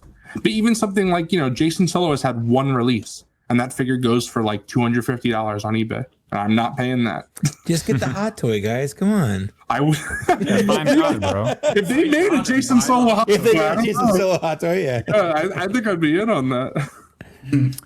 I don't think this is going to be a hard one to predict your all's answers, but Black Series or Vintage Collection? Vintage Collection. They get the better releases. It's just... Now, the question was Black Series or Hot Toys, then Coffee. You might not like Coffee. No, I honestly, I would, just because I have a few Hot Toys now, I would still have to overall go with Black Series. I love my TVC figures, but Wilbon said it best. TVC figures are the accessories for the vehicles and playsets. Mm-hmm. So Just true. For the figures, Black Series, not even close. Commander Cook, take your time. Think about it. Think it through. And then last question, we end it on a deep note here on Black Series Cantina. What do toys mean to you? Ooh. Wow. That is a deep one. Holy crap. Just holding on to that piece of your childhood, trying to have fun. You know what I mean? Also, it's nice. I love building out, having representation of characters that I love from movies that I love that mean a lot to me. So yeah. Oh yeah. I have a 2-part answer to this, Zach. Of course. I do. But I dissertation, my thesis statement. Yeah, toys mean a lot to me because I've always collected them my whole life. Even when I stopped action figures for a bit, I went on to statues. It was always something. I've always been a collector. I really enjoy just having a collection. And people ask me my favorite part of my collection. I don't have one. The collection itself is what I like. I like to look behind me, see all this stuff, see the teams I've built for, superheroes, or just this is my Jedi shelf. Mm-hmm. I love just all the Jedi, all the Sith, stuff like that. So I've always liked that stuff. I'm sure people who know me No, I love to make lists, and having a collection is kind of like a list. It's like a whole big physical list. True. And I always love stuff like that. But also on a more personal note, toys mean a lot to me because if you take something like DC, which I know we're not going to talk about, but it's why I'm not pleased about the news, but that is something that my dad and I really connect with because his father collected DC figures, and then he did when he was a kid and growing up, and now I do. And when I get a McFarlane DC figure, I could share that with my dad, and that's a lot of fun. Mm-hmm. And then on top of that, you have the fact that I would not be, talking toys on YouTube if it wasn't for toys, of course, and I wouldn't have met, wonderful people like you guys and Out of the Basement, and of course all my co-hosts and people I've met in the Discord. And a lot of stuff involving toys has somehow become part of my day-to-day life. And without toys, I wouldn't have met some of my closest friends. So toys mean a lot to me. Nerds. Oh my god. No, I'm just kidding. Lame. Yeah. Grown men collecting toys. Jeez. Great answers. Those are some awesome questions for real. And then I do have a sneaky question I'll throw in at the end, but Sebastian or Hayden? Oh, you gotta say what for. You gotta give me more. That question. I need more. The end of Return of the Jedi. You know what it's for. How are you gonna hit me with this? Even as a top tier OT Glazer, I'm gonna say. Well, do you mean as a Force Ghost or as this is why it's as a Force Ghost? I'm sorry, Zach Sebastian. No, I'm sorry, dude. No, I'm sorry. He was Anakin Skywalker again before he died. All right, Where'd the hair come from, bro? I'm good. Okay, so this is such a cop-out answer, but I'm gonna say I wish they didn't change it, but since they did, I'm gonna go with Hayden. They should preserve the art, but since it's already changed. Lobon, if you're watching or listening, and you give me all this shit for MoMA, you better start giving this new boy crap for picking freaking Hayden Skywalker. I'm 100% OT, of course, but it's just that Anakin died when he was like 45. Sebastian is like 75 years old. Thank you. Where did the hair come from, and why doesn't he have scars? He should be a bald old guy with a bunch of scarring. Obi-Wan died when he was like 45, and he looks like he's like 78. So I don't understand your argument. What do you mean? Where did the hair? Hayden had hair. Why shouldn't Sebastian have hair? Because Darth Vader never looked like Anakin Skywalker as a Force Ghost. Like, because whenever Sebastian shows up, he's this normal old guy with hair. Anakin never looked like that. I'm going to argue that Anakin looked like that first. No, what do you mean? Because Anakin had long, luscious hair. It came out. It's still you just want to run your fingers through it. It came out in 1983, so Anakin looked like that first. No, because he never had a physical old man look with hair and no scarring. When did that movie come out? When did the prequels come out with Hayden in it? 2005. Okay. And when Revenge of the Sith, when did Return of the Jedi come out with Anakin Skywalker in it? Okay, 83. Okay, wow, okay. So what I'm saying is he looked like that first. He never had hair. He was bald in episode 5. He literally had hair in that scene. So therefore, but he had hair. As an old man, he never had hair. You can look at it. You can look at it with your eyeballs. He had hair. He never had hair. He never had hair. As a living person, he did not have hair. It does. That's Zach, this is what as Darth Vader. I am as a living person with Darth Vader. He never. Duboy's about to be a fence sitter. He's gonna. No, yeah, I can see both sides. No, for Return of the Jedi, it's Sebastian. But I do like that George changing it allowed for Hayden to be in future projects potentially as a Force Ghost, because exactly. I would like to see Ewan McGregor Obi-Wan as a Force Ghost, but I feel like Disney would be a little hesitant since Force Ghost Obi-Wan has been shown to be Alec Guinness. I don't mind. They could do whatever. They could change it all they want. Yeah, Clunky exists. Right. I mean, it's so they awful. can change it. Jesus They can add eyelids to Ewoks. They can make people say things they didn't originally say. They could bring Palpatine back, even though it was a bad idea the first time. Like they can do whatever they want, and if they want to, I'm not going to be mad at it. I'm not mad at Hayden anymore. I was for a while. It's not worth it. It's fine. I just think it's funny. I'm going to turn into Zooboy. I'm going to be a fence sitter. I can see either way, and I do agree with Zooboy, but I do like that Hayden can come back and be the Force Ghost. He can be whatever he wants. End of a story. Right. Yeah, but I think the best answer is that, and we've mentioned it on the pod before, it would be better if it were current age Hayden as the Force I agree with Ghost. that. So that's what I said. That would be the perfect. I also say though, you know what? I can agree with you on that. They should reshoot it one more time. Let's get Unk Hayden to be the Force. We absolutely should have gotten an alternate Sebastian head for the Force Ghost. Like even you got to agree with that though. Yeah, yeah. Like for the figure, like I know you would just throw it into the trash. I was say that's good. That's good plastic for the fire, you know. Right, but that does suck that you couldn't have an alternate option for display. Yeah, I mean, legitimately for people who prefer the Sebastian, it's like I wouldn't be opposed to them like doing a figure of They'd that. probably have to get a likeness rights from the Sebastian estate.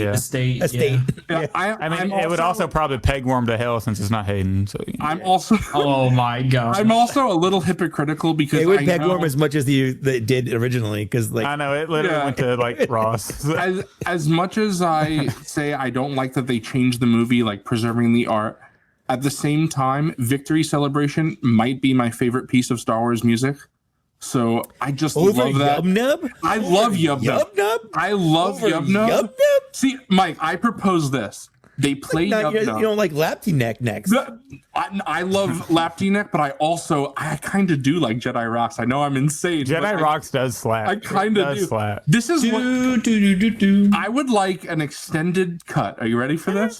I want an extended cut where they play playing the Battlefront 2 game in 2005 on Tatooine with that song blasting is so good. They play both songs at Jabba's palace, and then when it gets to the end, they play Yub-Nub when they show Endor, and then when they start showing Coruscant and Tatooine and Naboo, then they switch to Victory Celebration. You get the best of both worlds. Ultimate Star Wars edit. Someone do that. All right. That wouldn't be bad. But all right, we got to wrap it up. Mike's wife is sick and she needs tending to. So it's a long episode for almost 4 hours. Of course, when you have the yappers on, it's gonna and we had a lot to go over. So it was great having you guys face. On. Yeah. There you go. Yap face. There you go. Let's go ahead and give our audience a plug and talk about Monday Night Figureball and where can people find you across the internet. Yeah. Catch us on the Figureball YouTube channel. We go live every Monday at 8:15 p.m. Eastern. We yap about all Star Wars lines, including Black Series, imports, TVC, Hot Toys now, just anything. We also talk about other figure lines that we collect, so like Joy Toy, Warhammer 40K. I know Fig Fury's into that. WWE figures, of course, with Will Bond, Zooboy, McFarlane. What? Marvel Legends. What? McFarlane. What? And then my personal Instagram is at MrCawfee, MrCawfee. And I will also say, join the Out of the Basement Discord and come chat with us. Because probably everybody who knows us knows this, but Coffee and I and Wilbon and Fig Fury are also all Out of the Basement moderators. That's how we met. So come chat. Watch the Figureball YouTube channel over that. No, I'm just kidding. Yeah. Thank you guys for having us. Yeah, absolutely. And definitely I'll say definitely go check out Monday Night Figureball. Very entertaining show. I try to watch most of it every week while I'm working. It's great to have on the background while I'm trying to get tasks done. So I'm sure your listeners know, Zach. You plug us quite a bit. Very appreciated. Based on Hey, I'm so proud Mike's of how every time. Oh no! It was just giving him crap that one time. Sometimes you do glaze. The glaze is a little thick. It's a little. I love Zach's glaze. Yeah. Keep going, Zach. Jesus Christ! Look, save it for Tennessee Toy Con. All right, But I'm so proud of them because Wilbon started in this because I was on TikTok live and he just popped in, and then he heard about the podcast because I promoted it on there, and then he listened, and then he became a Patreon member, and then we were kind of like, he was the guy that like we met up with and he became cool. Like we would talk online all the time, but we met up at Tennessee Toy Con a couple years ago, and like we genuinely like connected and became really good friends with him. And then whenever he did the VIP shows with us, and then he started his own show, and I was on with him like whenever like 3 people were watching us, so I was with Wilbon from the beginning. Zach was an OG. Yeah, like trying to support Wilbon and all that. So I'm just glad that it's like that show has become what it is, and now that we're monetized, it's so cool that people are actually wanting to spend money just to see us talk. Isn't it? I'm so appreciative of it. Yeah. It's weird. I never get used to it. It is definitely weird. But real quick, Zach, that's also why I wouldn't be a Black Series Cantina episode if we didn't bring it up once. But that's why a very, very small part of me is kind of happy that the Rancor. Good job. I can't say I remember no Rancor. If the Rancor didn't fail, you want me I would not do it again. I would not have found Out of the Basement because everyone was so negative, and I backed it, and I was super excited for it. And I was like, man, aren't there anyone out there who's excited about this? And I found Out of the Basement through that, and because of that, I'm able to do this. So if the Rancor wasn't as it was, I probably wouldn't be here today doing this. I'll be honest, I would rather you not be here and have a Rancor. Okay. That's fair. Yeah. Honestly, Zooboy, I love you, but I think I love a Rancor a little bit more. I mean, honestly, I would love the Rancor too.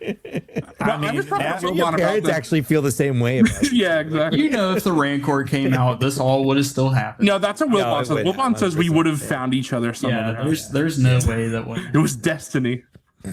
Yeah. All right, Mike, you got any videos you're working on, and where can any new listeners find you across the socials? Yeah, I just did my Street Fighter 2 Wave 3 review. Took me forever to edit it, but I got it done. I think it's pretty funny.